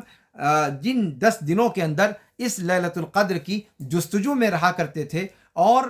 خود بھی جاگتے تھے اور اپنے اہل و عیال کو بھی رات بھر جگاتے تھے، اور ان 10 راتوں میں لیلۃ القدر کی تلاش فرمایا کرتے تھے۔ اور صحیح قول محدثین کا یہی ہے کہ لیلۃ القدر آخر یعنی 20 رمضان سے لے کر 30 رمضان تک کے بیچ میں سے کوئی رات ہے، اور وہ رات جفت بھی ہو سکتی ہے اور طاق بھی ہو سکتی ہے۔ یہ اور بات ہے کہ ہمارے درمیان ایک جو مشہور ٹرینڈ چل پڑا ہے وہ صرف طاق راتوں کا ہے، جبکہ یہ طاق راتوں کا معاملہ نہیں ہے۔ یہ طاق راتوں میں بھی واقع ہو سکتی ہے اور جفت رات میں بھی واقع ہو سکتی ہے، یعنی 21، 23، 25، 27 اور 29 کو جیسے پڑھ سکتی ہے، ویسے ہی یہ 22، 24، 26، 28 اور 30 کو بھی پڑھ سکتی ہے۔ اور ان دونوں کے لیے دلیلیں احادیث کے اندر موجود ہیں۔ صحابہ کرام رضوان اللہ علیہم اجمعین مہینوں کو اخیر کے اعتبار سے شمار کیا کرتے تھے، اور اسی لیے حافظ ابن حجر رحمہ اللہ نے بخاری شریف کی شرح میں اس پر بہت تفصیلی کلام کیا ہے، بہت طویل کلام کیا ہے، اور ان ساری بحثوں کو پڑھنے کے بعد جو سب سے بہتر بات سمجھ میں آتی ہے وہ یہی کہ لیلۃ القدر طاق رات میں بھی پڑھ سکتی ہے اور جفت رات میں بھی پڑھ سکتی ہے، اور جب معاملہ ایسا ہے تو پھر صرف طاق راتوں میں جاگنا اس بات کی گارنٹی نہیں ہے کہ آپ لیلۃ القدر کو پا ہی جائیں۔ یہ میں ان لوگوں سے کہہ رہا ہوں جو طاق راتوں میں جاگتے ہیں، طاق راتوں میں لیلۃ القدر کی جستجو میں رہتے ہیں۔ کچھ لوگ تو امت مسلمہ میں ایسے ہیں جو طاق رات کہیں چھوڑیے، جفت رات چھوڑیے، وہ صرف ایک رات پر اکتفا کرتے ہیں۔ ان کی تو خیر، ان کو تو میں شمار و قطار ہی میں نہیں لے رہا، ان کا تو کچھ کہنا ہی نہیں ہے۔ یعنی سوچئے، اللہ کے رسول صلی اللہ علیہ وسلم کے بارے میں صراحت کے ساتھ یہ روایت آتی ہے کہ اذا دخلت العشر الاواخر، اذا دخل العشر الاواخر، اور وہ روایت مشہور ہے کہ جب عشر اواخر آتا تھا تو اللہ کے رسول صلی اللہ علیہ وسلم کمر کس لیا کرتے تھے، پوری طرح سے تیار ہو جایا کرتے تھے، اور خود بھی جاگتے تھے اور اپنے اہل و عیال کو بھی جگاتے تھے۔ یعنی اللہ کے رسول صلی اللہ علیہ وسلم تو 10 رات کو ڈھونڈیں، اور امتی کہہ دیں کہ صاحب نہیں ہم تو ایک رات میں لیلۃ القدر پا جائیں گے، وارے کے وارے نیارے ہو جائیں۔ لا حول ولا قوت الا باللہ۔ کس فہم اور کس مسکین انداز سے یہ لوگ سوچتے ہیں، حیرانگی ہوتی ہے۔ تو لیلۃ القدر کے تعلق سے جو سب سے مناسب اور تحقیقی بات ہے وہ یہ کہ اسے آخری عشرے کی تمام راتوں میں ڈھونڈا جائے، اور جیسا کہ اللہ کے رسول صلی اللہ علیہ وسلم کی سنت مبارکہ ہے، عملی سنت بھی ہے، اور آپ صلی اللہ علیہ وسلم کی قولی سنت بھی ہے، تو آخری عشرے کے اندر اسے ڈھونڈا جائے۔ یہ اور بات ہے کہ طاق راتوں میں اس کے ہونے کا احتمال زیادہ ہے، اور ہر طاق رات کے تعلق سے اس طرح کے اقوال ملتے ہیں کہ اللہ کے رسول صلی اللہ علیہ وسلم کے زمانے میں لیلۃ القدر فلاں رات کو پڑی، فلاں رات کو پڑی، لیکن لیلۃ القدر یہ گھومتی ہوئی رہتی ہے، یہ رات گھومتی رہتی ہے۔ یہ نہیں کہ اللہ کے رسول صلی اللہ علیہ وسلم کے زمانے میں جس تاریخ کو پڑی قیامت تک اسی تاریخ کو وہ رات پڑے گی، ایسا کچھ نہیں ہے۔ لیلۃ القدر وہ مہینے کی 10 راتوں میں گھومتی رہتی ہے۔ اور ایک بات اور لیلۃ القدر کے تعلق سے بتانی ہے، اور وہ یہ کہ آپ جانتے ہیں کہ سعودی عرب میں اور ہمارے یہاں تاریخ کا اختلاف ہوتا ہے۔ سعودی عرب ایک دن پہلے ہوتا ہے، اور عام طور سے بر صغیر وغیرہ کے اندر ہمارے یہاں ایک دن بعد میں رمضان شروع ہوتا ہے۔ اس سال بھی ایسے ہی ہوا ہے۔ لیکن اس بات کو ذہن میں رکھیں کہ لیلۃ القدر، دھیان سے اس بات کو سن لیں، لیلۃ القدر پوری کی پوری دنیا میں صرف ایک رات ہوتی ہے۔ چاہے آپ رؤیت کے اعتبار سے ایک دن آگے ہو جائیں، ایک دن پیچھے ہو جائیں، 2 دن آگے ہو جائیں، 2 دن پیچھے ہو جائیں، یہ آپ جانیں، آپ کا کام جانیں، لیکن لیلۃ القدر یہ متعدد نہیں ہوتی کہ سعودی عرب کی رؤیت کے اعتبار سے فلاں تاریخ کو پڑ جائے گی اور ہماری رؤیت کے اعتبار سے فلاں تاریخ کو پڑ جائے گی۔ ایسا ممکن نہیں ہے۔ پوری کی پوری دنیا میں لیلۃ القدر صرف ایک رات کو پڑتی ہے، ایک رات ہے صرف، وہ متعدد نہیں ہے۔ اور اسی لیے میں پھر بار بار اس بات کو کہنا چاہوں گا کہ 20 رمضان سے لے کر 30 رمضان تک 10 راتوں کے اندر اسے جو لوگ ڈھونڈتے ہیں وہ یقینی طور پر انشاءاللہ اس رات کو پا جائیں گے۔ لیکن اگر ہم طاق اور جفت کے چکر میں پڑے، یا پھر اگر ہم نے اپنے یہاں کی 27 تاریخ کو لیلۃ القدر سمجھ لیا، یا سعودی عرب کی 27 تاریخ کو لیلۃ القدر سمجھ لیا، تو یقین مانیں کہ ہم بہت بڑے دھوکے میں ہیں۔ اللہ رب العالمین ہم سب کو توفیق دے کہ ہم لیلۃ القدر کی تلاش میں 20 سے 30 رمضان تک لگاتار ہر رات میں اس کو ڈھونڈنے کا اہتمام کریں، اور ہر رات کو مکمل رات جاگ کر اللہ رب العالمین کی عبادت اور میں ریاضت میں اور ذکر و اذکار میں اور تلاوت قرآن میں اور نوافل کی ادائیگی میں گزارنے کا اہتمام کریں۔ عرب دنیا میں آج بھی یہ مزاج موجود ہے، اور خود آپ نے میرا بھی یہ برنامج آپ نے دیکھا ہوگا کہ ہمارے جو قصار الصور کے یہ درس ہیں یا اذکار صباح و مساء کے جو درس چل رہے ہیں، یہ سارے کے سارے دروس 20 رمضان تک میں کلوز کر رہا ہوں۔ 20 رمضان کے بعد کسی قسم کا کوئی اضافی درس نہیں ہوگا، صرف اور صرف وہ ایام عبادت کے لیے، اللہ رب العالمین کی عبادت کے لیے اس کو مختص کر دیا جائے۔ ان راتوں کو نوافل پڑھنے کے لیے، قرآن کی تلاوت کرنے کے لیے، ذکر و اذکار کرنے کے لیے اور تمام باقی چیزوں سے کنارہ کش ہو کر رب العالمین کے سامنے سربسجود ہونے کے لیے ان ایام کو خاص کر لیا جائے۔ یہ مزاج آج بھی جو لوگ عرب دنیا کے ہیں، عرب دنیا میں اس کا اہتمام کیا جاتا ہے، ہم میں سے جو لوگ وہاں سے جڑے ہوئے ہیں وہ اس بات کی حقیقت کو جانتے ہیں۔ ہمیں بھی اپنے یہاں اس قسم کے مزاج کو پیدا کرنے کی ضرورت ہے۔ اللہ رب العالمین ہمیں یہ رات نصیب فرمائے۔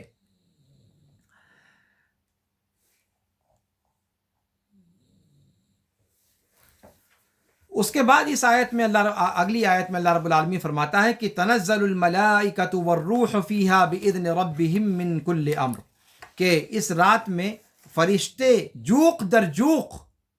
آسمان سے دنیا میں آتے ہیں، اور ان میں اپنے رب کے حکم سے، اور ان میں خاص طور پر جو عظیم ترین فرشتہ ہے، جو فرشتوں کا سردار ہے، جو فرشتوں میں سب سے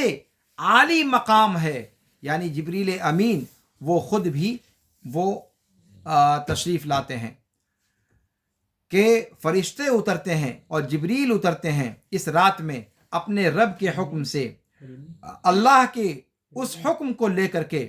جو اللہ رب العالمین نے اس پورے سال میں کرنے کا فیصلہ کیا ہے، چاہے وہ رزق سے متعلق ہو، کسی کی موت سے متعلق ہو، کسی کی پیدائش سے متعلق ہو، یا اس کے علاوہ وہ سارے معاملات جن کا اللہ رب العالمین نے فیصلہ کر رکھا ہے، ان سارے معاملات کو لے کر کے یہ فرشتے اس دنیا میں تشریف لاتے ہیں۔ اور یہ مبارک رات مکمل کی مکمل خیر ہے، مکمل کی مکمل سلامتی ہے، اپنے آغاز سے لے کر کے اور اپنے طلوع فجر کے ساتھ انتہا تک یہ پوری کی پوری رات سر تاپا خیر ہے۔ یہاں پر اللہ رب العالمین نے فرشتوں کے اترنے کے تعلق سے جو لفظ استعمال فرمایا ہے وہ ہے تنزل الملائکۃ، تنزل الملائکۃ ای تتنزل الملائکہ،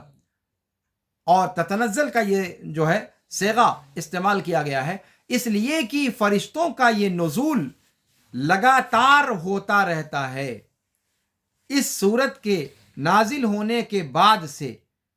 جب جب یہ رات آتی ہے تب تب فرشتوں کا نزول ہوتا رہتا ہے اور قیامت تک ہوتا رہے گا۔ اس لیے یہ فعل مضارع استعمال کیا گیا اور مشدد استعمال کیا گیا،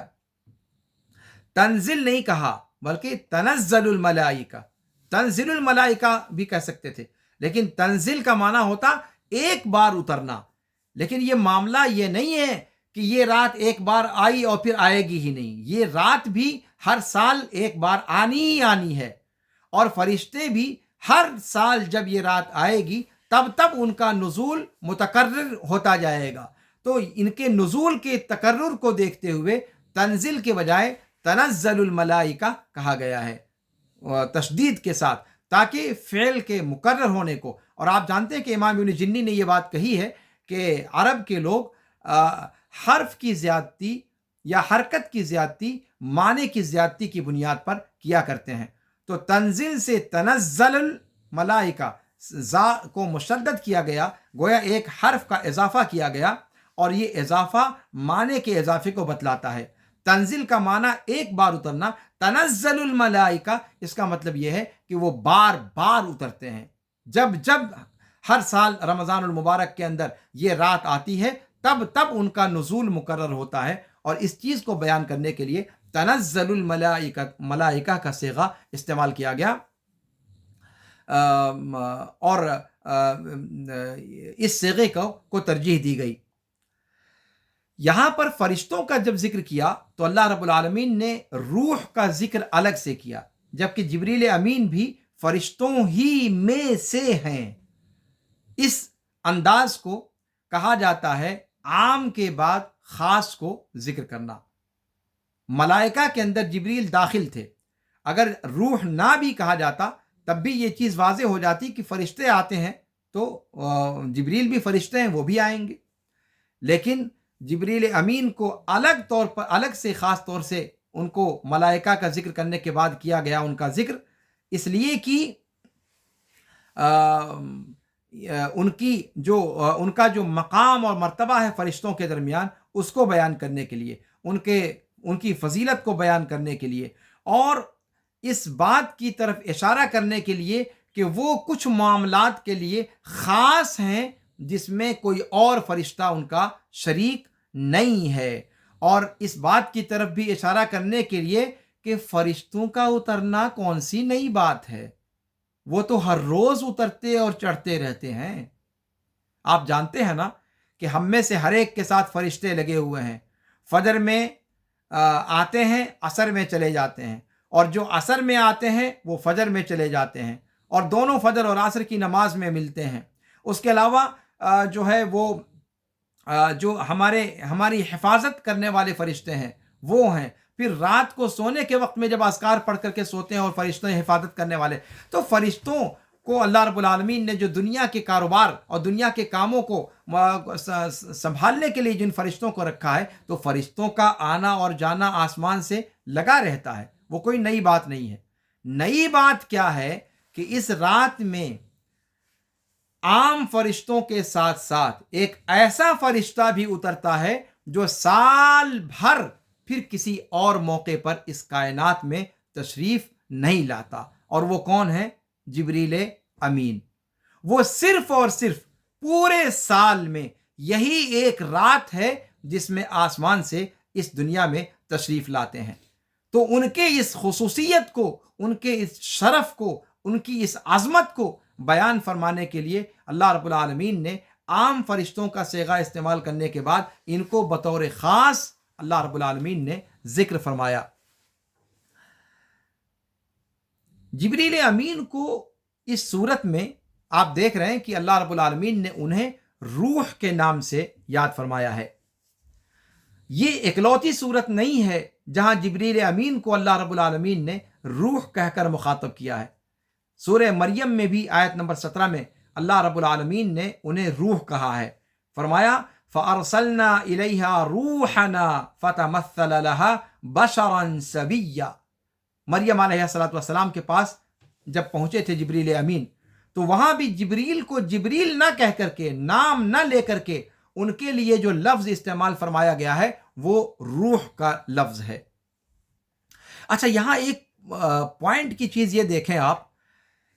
کہ اللہ رب العالمین نے جبریل امین کو روح کہا ہے، اسی طریقے سے وہ جس قرآن کو لے کر کے نبی مکرم صلی اللہ علیہ وسلم پر آئے ہیں، اس قرآن کو بھی اللہ نے روح کہا ہے۔ وَكَذَلِكَ أَوْحَيْنَا إِلَيْكَ رُوحًا مِّنْ أَمْرِنَا، روحًا من امرنا، وہ قرآن بھی اس نام سے معنون کیا گیا، اس کو بھی روح کہا گیا ہے، اور وہ فرشتہ جو اس قرآن کو لے کر کے آیا، اس کا بھی مفضل نام جو قرآن نے پسند کیا ہے وہ کیا ہے؟ روح ہے۔ سورہ قدر میں بھی ان کو روح کہا گیا، سورہ مریم میں بھی ان کو روح کہا گیا، سورہ نبا کے اندر بھی اللہ رب العالمین فرماتا ہے آیت نمبر 38 میں کہ یوم یقوم الروح والملائکۃ صفا، اس دن جس دن جبریل امین اور سارے کے سارے فرشتے صف در صف کھڑے ہوں گے۔ سورہ نبا کی یہ مشہور آیت ہے، آپ بھی جانتے ہیں۔ یہاں بھی جبریل امین کو اللہ رب العالمین نے روح کہہ کر کے ذکر فرمایا ہے۔ تو ان کو روح کا جو لفظ خاص طور سے ان کے لیے قرآن نے ترجیحی بنیادوں پر تذکرہ کیا ہے، اس کے پیچھے حکمت کیا ہے؟ کہتے ہیں کہ شاید جبریل امین کو روح کے لفظ سے جو قرآن یاد کرتا ہے وہ اس لیے کہ وہ اکلوتے ایسے فرشتے ہیں جنہیں اللہ رب العالمین نے वही का मुकल्लफ बनाया है। यानी जितने भी अंबिया व रसूल इस कायनात में आए, उनकी तरफ वही लेकर के आने वाले इकलौते फरिश्ते जो हैं, जिनके सर ये जिम्मेदारी थी, वो जिब्रील अमीन थे। तो वो उन तमाम अंबिया व रसूल पर अल्लाह रब्बुल आलमीन की वही को लेकर के आते थे, जो वही रूह है। जो वही क्या है? रूह है। देखें आप, यानी अल्लाह रब्बुल आलमीन की तरफ से जो वही अंबिया व रसूल पर आया करती थी, उसको तमाम को उनको रूह कहा गया, इसलिए कि ये जिस्म इंसान का ख़त्म हो जाएगा, रूह बाकी रहने वाली है। रूह बाकी रहने वाली है। जो मानवी है वो बाकी रहेगी, जो ये मटेरियल है ये फना हो जाएगा। तो रूह को लेकर के सारे अंबिया व रसूल के पास यही जिब्रील अमीन आते थे। सूरह नहल में आयत नंबर 2 में अल्लाह रब्बुल आलमीन फरमाता है कि युनज़्ज़िलुल मलाइकता बिर्रूहि मिन अम्रिही, युनज़्ज़िलुल मलाइकता बिर्रूहि मिन अम्रिही अला मन यशाअ मिन इबादिही अन अनज़िरू अन्नहु ला इलाहा इल्ला अना फत्तकून। फरिश्ते उतरते हैं रूह को लेकर के, रूह को लेकर के यानी वही को लेकर के, मिन अम्रिही अल्लाह के हुक्म से, उसके बंदों में से जिस पर चाहते हैं, यानी अल्लाह के बरगुज़ीदा अंबिया किराम पर मुंतखब शख्सियतें हुआ करती थी वो, तो अला मन यशाअ मिन इबादी, उसके बंदों में से मुंतखब बंदों पर किस चीज़ की वही लेकर आते थे, किस पैगाम को लेकर के आते थे? अन अनज़िरू, कि वो डराएं कि तुम डर जाओ, और इस बात की तालीम लेकर के कि ला इलाहा इल्ला अना फत्तकून, कि माबूद मेरे अलावा कोई और नहीं है हकीकत में, फत्तकूनी, तो मुझसे डरो, मेरा तकवा इख्तियार करो। तो वही जो है दर हकीकत ये रूह की हयात है। वही जो है वो हकीकी हयात है रूह के लिए।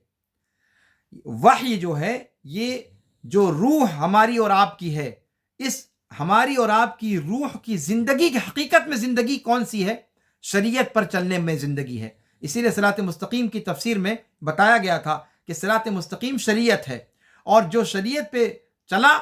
जितना चलेगा वो उतना उसी अंदाज से सिरात मुस्तकीम को अबूर करेगा। तो इस जिस्म के अंदर जो हमारे रूह है, इस रूह की जिंदगी का मदार वही के ऊपर है, और इसी वजह से वही को भी रूह कहा गया, और फिर वही को लेकर आने वाले फरिश्ते को भी रूह कहा गया, चूंकि वही इस वही को लेकर के अल्लाह के रसूल सल्लल्लाहु अलैहि वसल्लम पर या अल्लाह के दिगर अंबिया किराम पर तशरीफ लाया करते थे। ये है मुनासबत जिब्रील अमीन को रूह कहने की।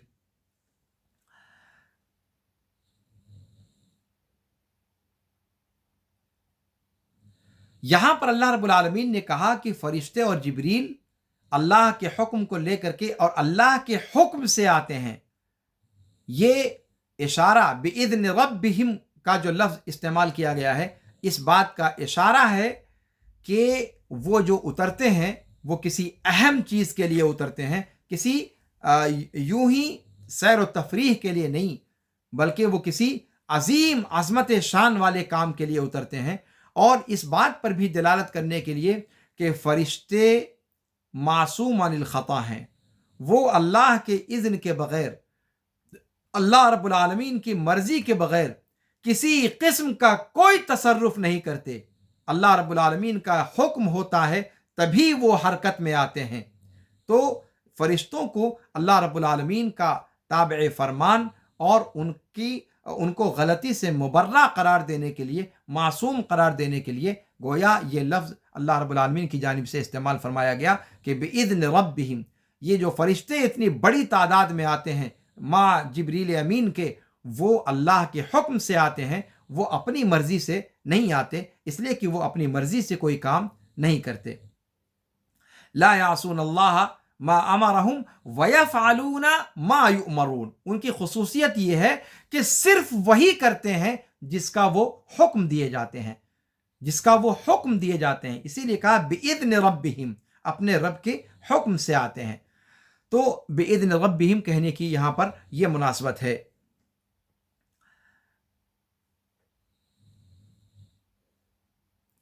یہاں پر ایک اور نقطہ مفسرین نے بیان کیا ہے کہ اللہ رب العالمین نے یہ کیوں فرمایا کہ تنزل الملائکۃ والروح فیہا بِإِذْنِ رَبِّهِمْ۔ مثال کے طور پر قرآن کے علاوہ میں یہ بھی کہا جا سکتا تھا نا کہ تنزل الملائکۃ والروح فیہا بِأَمْرِ رَبِّهِمْ، اپنے رب کے حکم سے اترتے تھے۔ حکم کے بجائے اذن کا لفظ کیوں استعمال کیا گیا؟ امر کے بجائے اذن کا لفظ کیوں استعمال کیا گیا؟ مفسرین نے اس نقطے کو بھی اپنی تفسیروں میں بیان فرمایا ہے۔ دونوں میں آپ اس کی حکمت کو دیکھیں، کتنی دقیق انداز میں اللہ رب العالمین یا قرآن کریم کے اندر الفاظ کا انتخاب کیا گیا ہے۔ اگر یہ کہا جاتا کہ اللہ کے حکم سے اترتے ہیں تو اس میں فرشتوں کی اپنی رضا اور رغبت اور اپنی اچھا اور اپنے شعور اور ان کی اپنی ذاتی جو مرضی ہے اس کا کوئی پتہ نہیں چلتا۔ پھر یہ رہتا کہ اللہ کا حکم تھا اس لیے اترے۔ لیکن یہاں بتلانا مقصد یہ ہے کہ اس رات کی عظمت کی وجہ سے فرشتوں کی خود خواہش ہوگی کہ وہ اس سرزمین پر اتریں، اس دنیا کی اس سرزمین پر اس رات، مقدس رات میں اتریں، تاکہ وہ اس رات کو یہاں مشاہدہ کریں، انسانوں کے درمیان، جناتوں کے درمیان رہ کر کے وہ اس رات کی گتی ویدھیوں کو خود اپنی آنکھوں سے ان کا مشاہدہ کریں۔ ان کی اپنی ذاتی رغبت ہوگی اور وہ چاہیں گے کہ اللہ تعالیٰ اجازت دے دے۔ اپنی ذاتی رغبت سے تو آ نہیں سکتے، تو ان کی یہ چاہت ہوگی کہ کاش اللہ تعالیٰ اجازت دے دیتا اور ہم چلے جاتے۔ تب اللہ رب العالمین انہیں اجازت مرحمت فرمائے گا کہ جاؤ فرشتو، جاؤ اپنی خواہش پوری کر لو۔ اور یہ ہے اذن کا لفظ استعمال کرنے کی حکمت۔ امر کے اندر یہ مفہوم پیدا نہیں ہو سکتا تھا۔ تو تنزل الملائکۃ والروح فیہا بِإِذْنِ رَبِّهِمْ، یہ اذن کا لفظ فرشتوں کے اشتیاق اور ان کی خواہش اور ان کی ذاتی رغبت اور شوق کو بتلا رہا ہے کہ یہ خود ان کی اپنی خواہش ہوتی ہے اس رات میں کہ وہ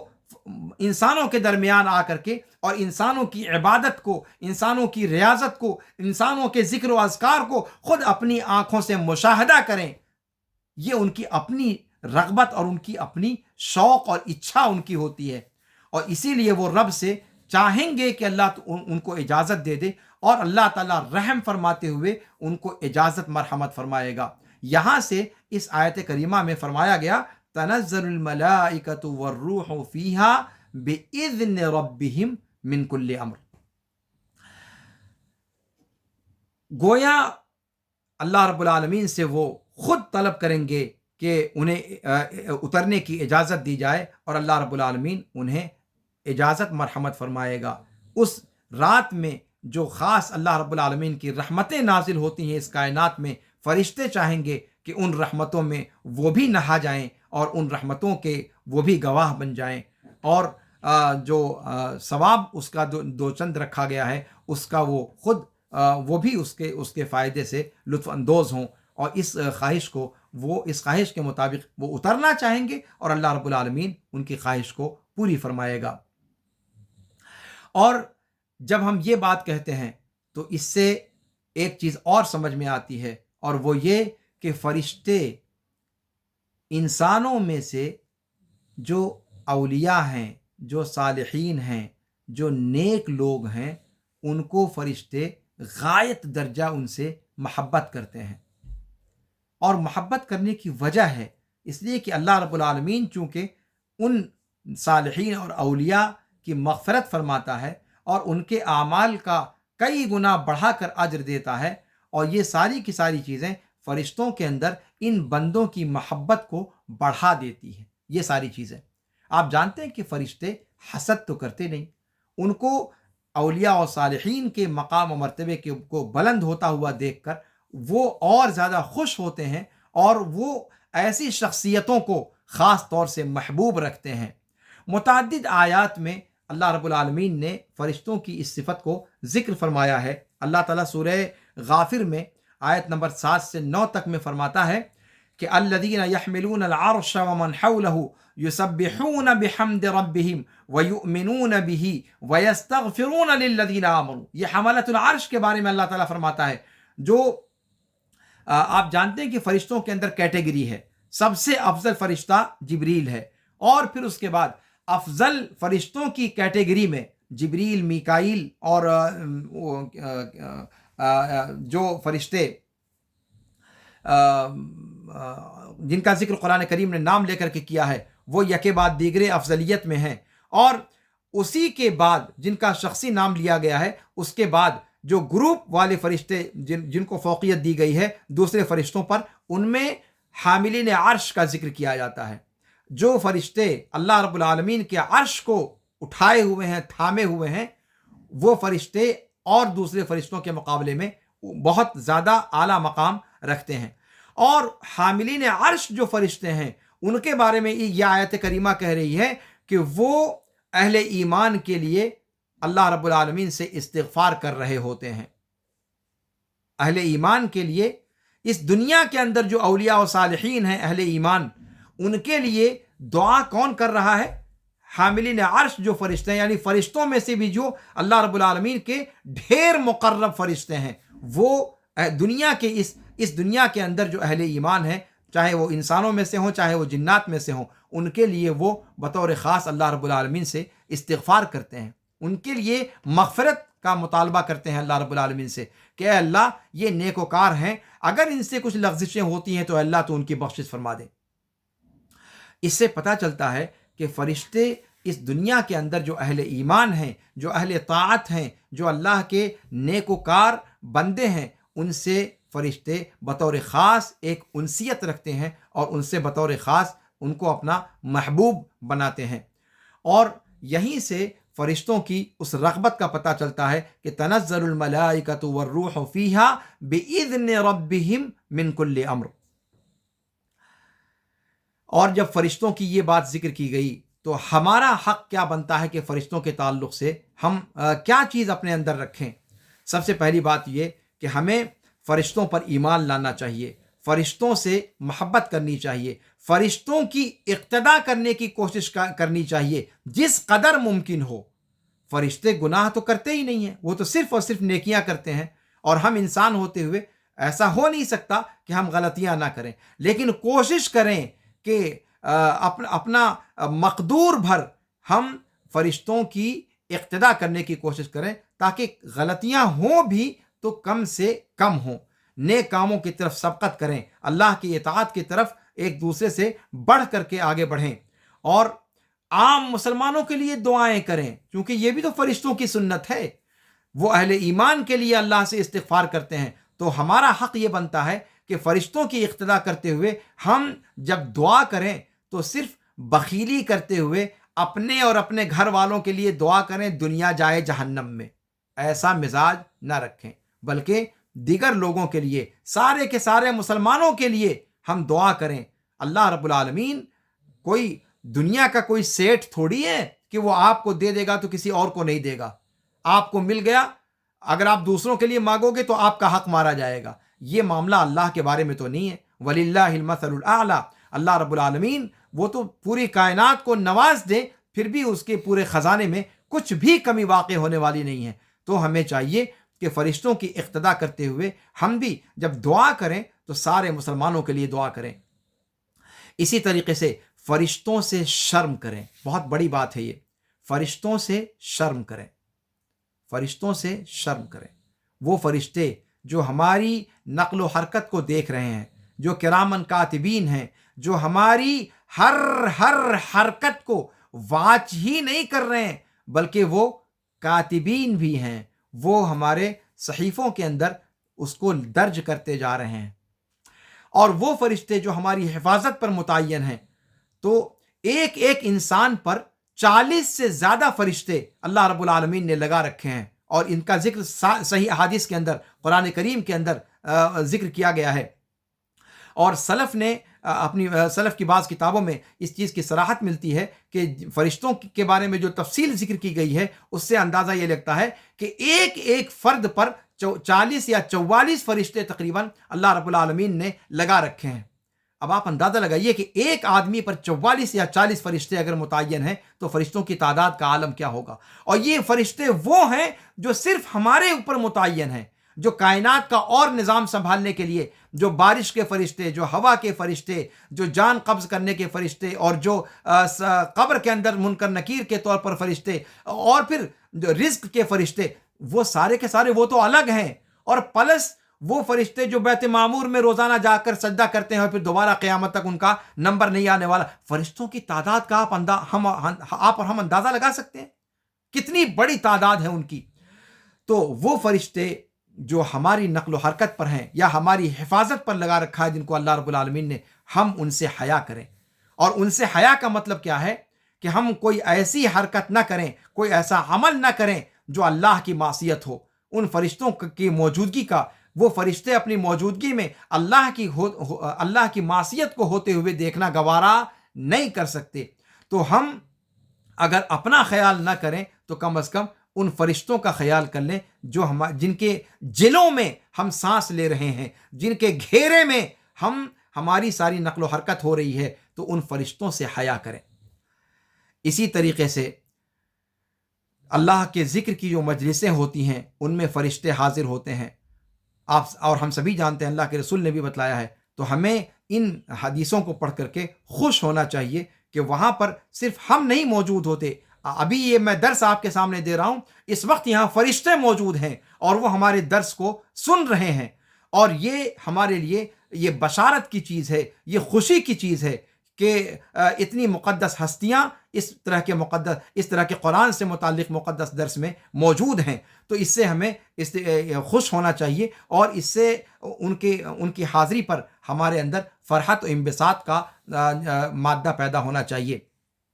اسی طریقے سے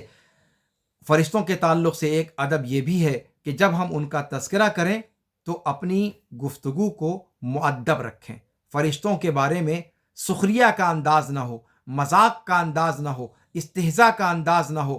بلکہ ان کی تحقیر کا انداز نہ ہو، بلکہ ان کی تعظیم کا۔ یہ اللہ کے مقرب ترین بندے ہیں، یہ اللہ کے مقرب ترین بندے ہیں، اس لیے جب بھی ہم ان کا تذکرہ کریں تو ان کی تعظیم کے ساتھ ان کا تذکرہ کریں۔ یہ چند آداب ہیں فرشتوں کے حوالے سے جو ہمارے اوپر واجب ہوتے ہیں۔ لیلۃ القدر کو قرآن نے کہا ہے کہ سلام نکرہ کے ساتھ، یعنی وہ رات مکمل کی مکمل سلامتی ہے۔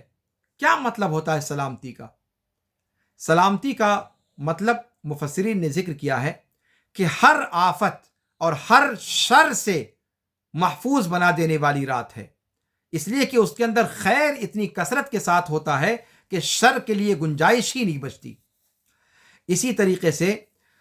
سلامتی ہے اس لیے کہ کثرت کے ساتھ اس رات میں لوگ گناہوں سے بچتے ہیں، اور جب گناہوں سے بچتے ہیں تو گناہوں میں پڑنے کی وجہ سے جو سزائیں ہیں ان سزاؤں سے بھی بچ جاتے ہیں۔ اور پھر یہ کہ یہ رات ایک عام امن و امان، شامل امن و امان والی رات ہے۔ اس رات میں نہ کوئی غصہ ہوتا ہے، نہ کوئی لڑائی جھگڑا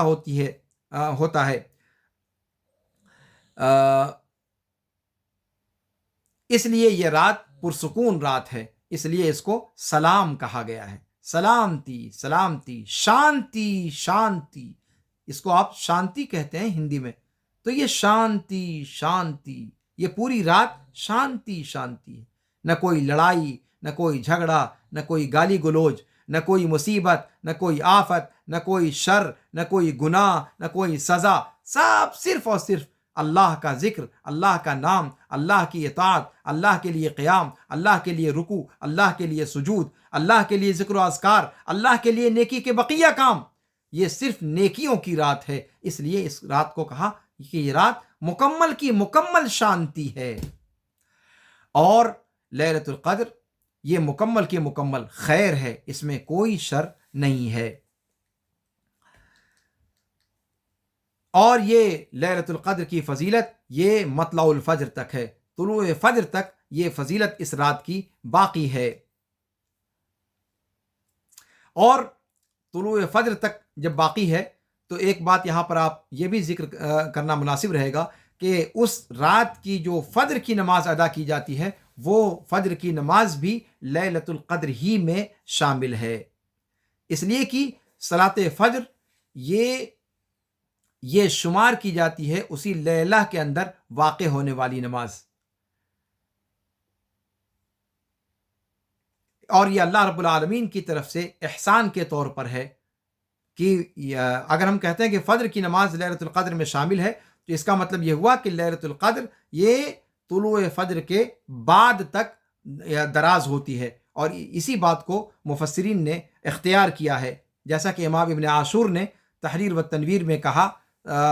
30ویں جلد صفحہ نمبر 466 کے اندر، تو گویا صلاۃ فجر اس لیلۃ القدر کے اندر داخل ہے، گویا لیلۃ القدر ممتد ہوتی ہے، دراز ہوتی ہے صلاۃ فجر کی ادائیگی تک، پھر اس کے بعد لیلۃ القدر ختم ہو جاتی ہے۔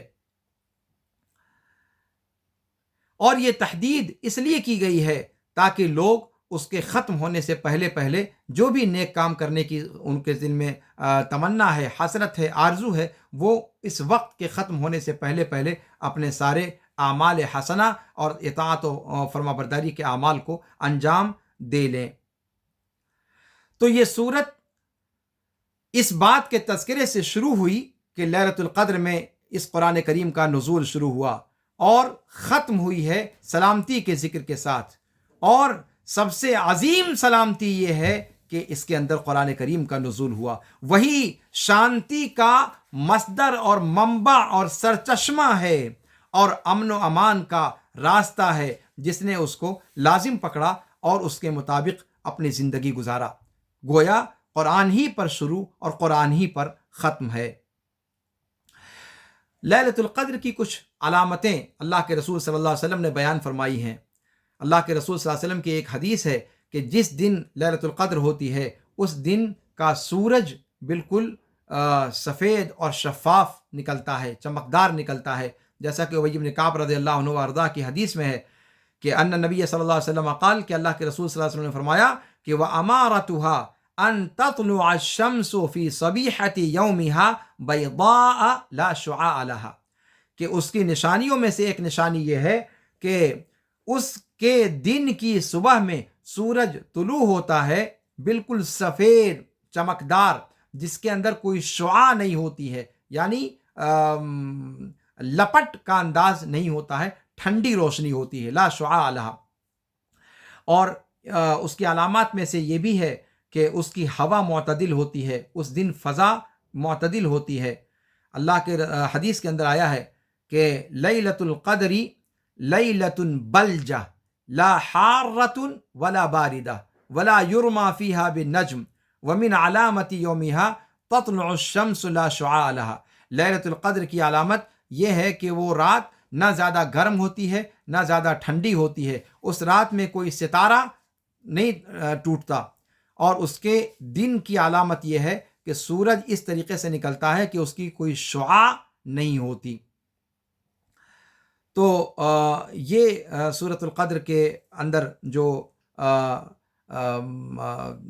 باتیں آپ کے سامنے رکھنے کی تھیں، اور یہاں پر ایک بات اور میں ذکر کرنا چاہوں گا ختم کرنے سے پہلے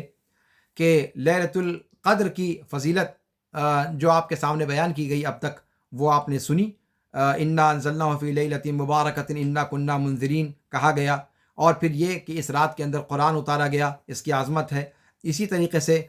اس رات کی عظمت یہ ہے کہ 1000 مہینوں سے بہتر ہے۔ اسی طریقے سے اس رات کی عظمت یہ ہے کہ فرشتوں کا اس میں تابڑ توڑ نزول ہوتا ہے، اور وہ فرشتے نہیں نازل ہوتے ہیں مگر خیر لے کر کے، برکت لے کر کے، رحمتیں لے کر کے۔ اور اس کی فضیلت میں سے یہ ہے کہ یہ سرتاپا سلامتی ہے، اس رات میں اللہ کے عذاب سے، اللہ کے عقاب سے بہت بڑی تعداد میں لوگوں کو بچایا جاتا ہے، اور اس میں اطاعت و فرمانبرداری کے کام کیے جاتے ہیں اس اعتبار سے۔ اور پھر اس کی فضیلت میں سے یہ ہے جو اللہ کے رسول صلی اللہ علیہ وسلم نے فرمایا، ابو ہریرہ رضی اللہ تعالیٰ عنہ راوی حدیث ہیں، فرماتے ہیں کہ اللہ کے رسول صلی اللہ علیہ وسلم نے فرمایا من صام رمضان ایمانا واحتسابا غفر له ما تقدم من ذنبه، کہ جس نے رمضان کا روزہ ایمان اور ثواب حاصل کرنے کی نیت سے رکھا، اس کے ماقبل کے سارے گناہ بخش دیے جاتے ہیں۔ ومن قام لیلۃ القدر ایمانا واحتسابا غفر له ما تقدم من ذنبه، اور جس نے لیلۃ القدر کا قیام کیا، یعنی لیلۃ القدر میں قیام اللیل کیا ایمان کی حالت میں اور اللہ رب العالمین کے ہاں ثواب پانے کی نیت سے، اس کے پہلے کے سارے گناہ بخش دیے جاتے ہیں، پہلے کے سارے گناہ بخش دیے جاتے ہیں صرف ایک رات میں عبادت اور قیام کرنے کی وجہ سے۔ اور یہ روایت صحیح مسلم کی روایت ہے، امام مسلم نے اس کو پہلی جلد میں صفحہ نمبر 523 پر نقل فرمایا ہے۔ یہ اس رات کی فضیلتیں ہیں۔ ہمیں چاہیے کہ ہم اس رات کے اندر جو بھی نیک کام ہیں وہ نیک کام کریں اور اس رات کی اہمیت کو اور سمجھیں، اور اس رات کی عظمت سے اپنا حصہ ڈھونڈنے کی کوشش کریں۔ خواہ کتنے طریقوں سے ہم لیلۃ القدر کے اندر ہم ثواب حاصل کرنے کے لیے کام کر سکتے ہیں، کیا کیا کام کر سکتے ہیں۔ سب سے پہلی بات تو یہ کہ ہم اس رات کو نماز پڑھتے ہوئے گزاریں، جتنی نمازیں پڑھ سکتے ہیں۔ یعنی اللہ کے رسول صلی اللہ علیہ وسلم 11 رکعتیں پڑھا کرتے تھے، ان 11 رکعتوں کو اس طریقے پر ادا کریں کہ آپ کی وہ 11 رکعت قیام لمبا ہو، رکوع لمبا ہو، سجدہ لمبا ہو، اس طریقے سے آپ اس کو ادا کریں کہ اس رات میں 3 گھنٹہ، 4 گھنٹہ، 5 گھنٹہ آپ اسی میں لگا دیجئے۔ اگر 5 گھنٹہ تک وہ ممتد ہوتی ہے رات، زیادہ سے زیادہ قیام اللیل میں اپنا وقت لگائیں، صلاۃ کو ادا کرنے میں وقت لگائیں۔ دوسرا جو عمل ہے وہ الگ سے، اگر صلاۃ کے علاوہ آپ کرنا چاہتے ہیں،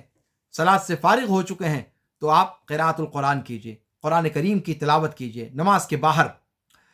نماز میں تو قیام اللیل میں آپ کرتے ہی ہیں، اس کے علاوہ اگر کچھ وقت بچ رہتا ہے تو اس وقت کو بھی قرآن کے پڑھنے میں لگائیں۔ اسی طریقے سے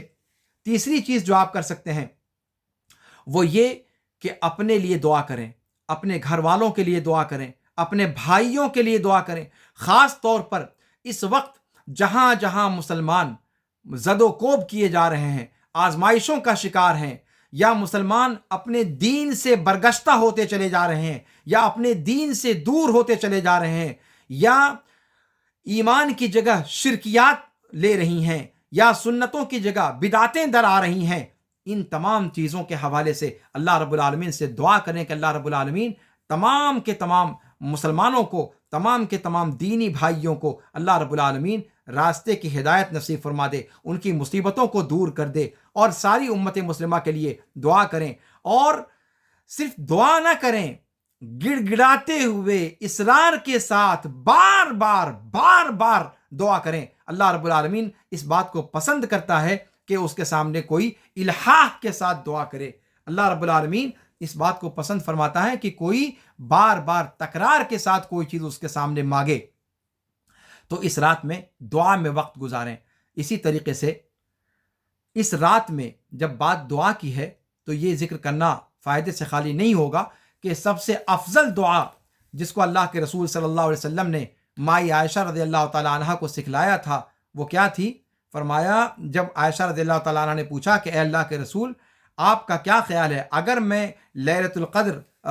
پا جاؤں تو کیا دعا کروں؟ تو آپ صلی اللہ علیہ وسلم نے فرمایا تھا کہ تقولین اللہم انک عفو تحب العفو فاعف عنی، اے اللہ تو عفو درگزر فرمانے والا ہے اور عفو درگزر کو پسند فرماتا ہے، لہٰذا تو مجھ سے درگزر فرما۔ یہ روایت امام ترمذی نے، امام نسائی نے، ابن ماجہ نے، امام احمد نے ذکر فرمائی ہے، اور علامہ البانی نے اس کو صحیح قرار دیا ہے۔ اسی طریقے سے ذکر و اذکار میں، اللہ رب العالمین کی ذکر و اذکار میں آپ اس رات کو گزاریں۔ اسی طریقے سے اس رات میں صدقہ کریں، صدقہ اور خیرات کریں۔ اسی طریقے سے اس رات میں اپنے والدین کے ساتھ حسن سلوک کریں۔ اسی طریقے سے اس رات کے ہر منٹ اور ہر سیکنڈ کو آپ اجر کی نیت سے گزارنے کی کوشش کریں۔ کوئی نہ کوئی اس میں نیک کام آپ سے سرزد ہو رہا ہو، چاہے اپنے گھر والوں کے لیے، چاہے اپنے اہل و عیال کے لیے، چاہے عام لوگوں کے لیے۔ اسی طریقے سے اس رات کو گزارنے کا صحیح طریقے سے گزارنے کا ایک طریقہ یہ بھی ہے کہ جو بھی چیزیں اللہ کی اطاعت و بندگی سے غافل کرنے والی ہیں ان تمام چیزوں سے اس رات میں اپنے آپ کو کنارہ کش رکھیں۔ مثال کے طور پر اس رات میں آپ قسم کھا لیں کہ موبائل کو ہاتھ میں نہیں لیں گے۔ موبائل ہاتھ میں رہے گا، آپ فیس بک پر جائیں گے، یوٹیوب پر جائیں گے، آپ یہاں جائیں گے، وہاں جائیں گے، واٹس ایپ گروپ پر جائیں گے، آپ نہیں ہوگا تو کوئی گیم کھیلنے لگیں گے، یا اس کو میسج کرنے لگیں گے، اس کو میسج کرنے لگیں گے۔ یہ آپ کو اصل کام سے، اصل ٹارگٹ سے بھٹکا دینے والی چیز ہے۔ موبائل ہو، ٹی وی ہو، ڈش ہو، یا مختلف چینلز پر چکر کاٹنا ہو، یا پھر اور کوئی طریقہ ہو، یہ ان ساری جو غافل کرنے والی چیزیں ہیں ان تمام، یا پھر بہت ساری جگہوں پر لوگ اس رات کو کھیل کود میں گزارتے ہیں۔ کوئی لوڈو کھیلنے لگتا ہے، کوئی کیرم کھیلنے لگتا ہے، کوئی تاش کھیلنے لگتا ہے، یا کوئی کرکٹ کھیلنے لگتا ہے، اور والی بال ہو یا بیڈمنٹن، نعوذ باللہ۔ کیا ان سب چیزوں کے لیے پورا سال کافی نہیں ہے جو اس رات میں بھی گھسیڑتے ہیں اس طرح کی چیزوں کو؟ تو اس طرح کی جو غافل کرنے والی چیزیں ہیں ان تمام چیزوں سے اپنے آپ کو کنارہ کش رکھیں، اور اس رات میں تضرع، گریہ وزاری اور خشوع اور خضوع کے ساتھ رب العالمین کی بارگاہ میں رہیں، ایسے مسکین کی شکل میں رہیں کہ جو مسکین، جو آپ جس کو آپ مسکین دیکھتے ہیں، اور اس طریقے سے اس رات کو گزاریں کہ یہ آپ کی زندگی کی آخری رات ہے۔ اور آپ جانتے ہیں کہ اگر اصرار کے ساتھ کسی کے دروازے کو کھٹکھٹایا جائے تو قریب ہے کہ وہ دروازہ کھل جائے۔ اس لیے بار بار دروازہ کھٹکھٹانے سے نہ تھکیں، اللہ رب العالمین کی عطا بہت عظیم ہے۔ تو یہ ساری کی ساری چیزیں ہیں جو اس رات میں انجام دی جا سکتی ہیں۔ اور ابھی حال فی الحال کے ایک عالم دین نے بڑی اچھی سی بات کہی ہے کہ لیلۃ القدر میں کوشش کیجئے، دھیان دیجئے گا، کوشش کیجئے کہ جتنے کام ذکر کیے گئے ہیں ان تمام کاموں کو کر ڈالیے، اور ان تمام کاموں کو کر ڈالیے، ایک بات۔ دوسری بات یہ کہ لیلۃ القدر آپ کو پتہ کیسے چلے گا کہ لیلۃ القدر ہے یہ؟ اس لیے میں نے کہا آپ سے کہ 10 راتوں کو جاگنے کا اہتمام کیا جائے، اور 10 راتوں کے اندر آپ یہ سارے کے سارے کام چاہے اتنی مقدار میں ہی کریں، لیکن آپ 10 رات میں یہ سارے کام انجام دیں۔ اس لیے کہ جب 10 راتوں میں آپ ان سارے کاموں میں سے تھوڑا تھوڑا بھی کریں گے تو یقینی طور پر 100% آپ لیلۃ القدر کو پا ہی جائیں گے۔ لہذا اور کوئی نہ کوئی، اور پھر سال بھر میں 10 راتوں کی قربانی دینا یہ کوئی مہنگا سودا نہیں ہے اگر لیلۃ القدر آپ کو مل جاتی ہے تو۔ اس حکمت کو سمجھیں، اور اللہ رب العالمین سے دعا ہے کہ اللہ رب العالمین ہمیں لیلۃ القدر کی اہمیت کو اور اس کی عظمت کو سمجھنے کی توفیق عطا فرمائے۔ اللہ رب العالمین اس ماہ مبارک میں زیادہ سے زیادہ نیک اعمال کرنے کی ہمیں توفیق عطا فرمائے، اور خاص طور سے اس کے آخری عشرے کو اس کی عظمت شان کے مطابق گزارنے کی توفیق عطا فرمائے، اور ہماری جو ٹوٹی پھوٹی لولی لنگڑی عبادتیں ہیں اللہ رب العالمین ان کو شرف قبولیت بخشے۔ ھذا وصلی اللہ وسلم علی نبینا محمد وعلی آلہ وصحبہ اجمعین۔ سبحانک اللہم وبحمدک، اشہد ان لا الہ الا انت، استغفرک واتوب الیک۔ والسلام علیکم ورحمۃ اللہ تعالی وبرکاتہ۔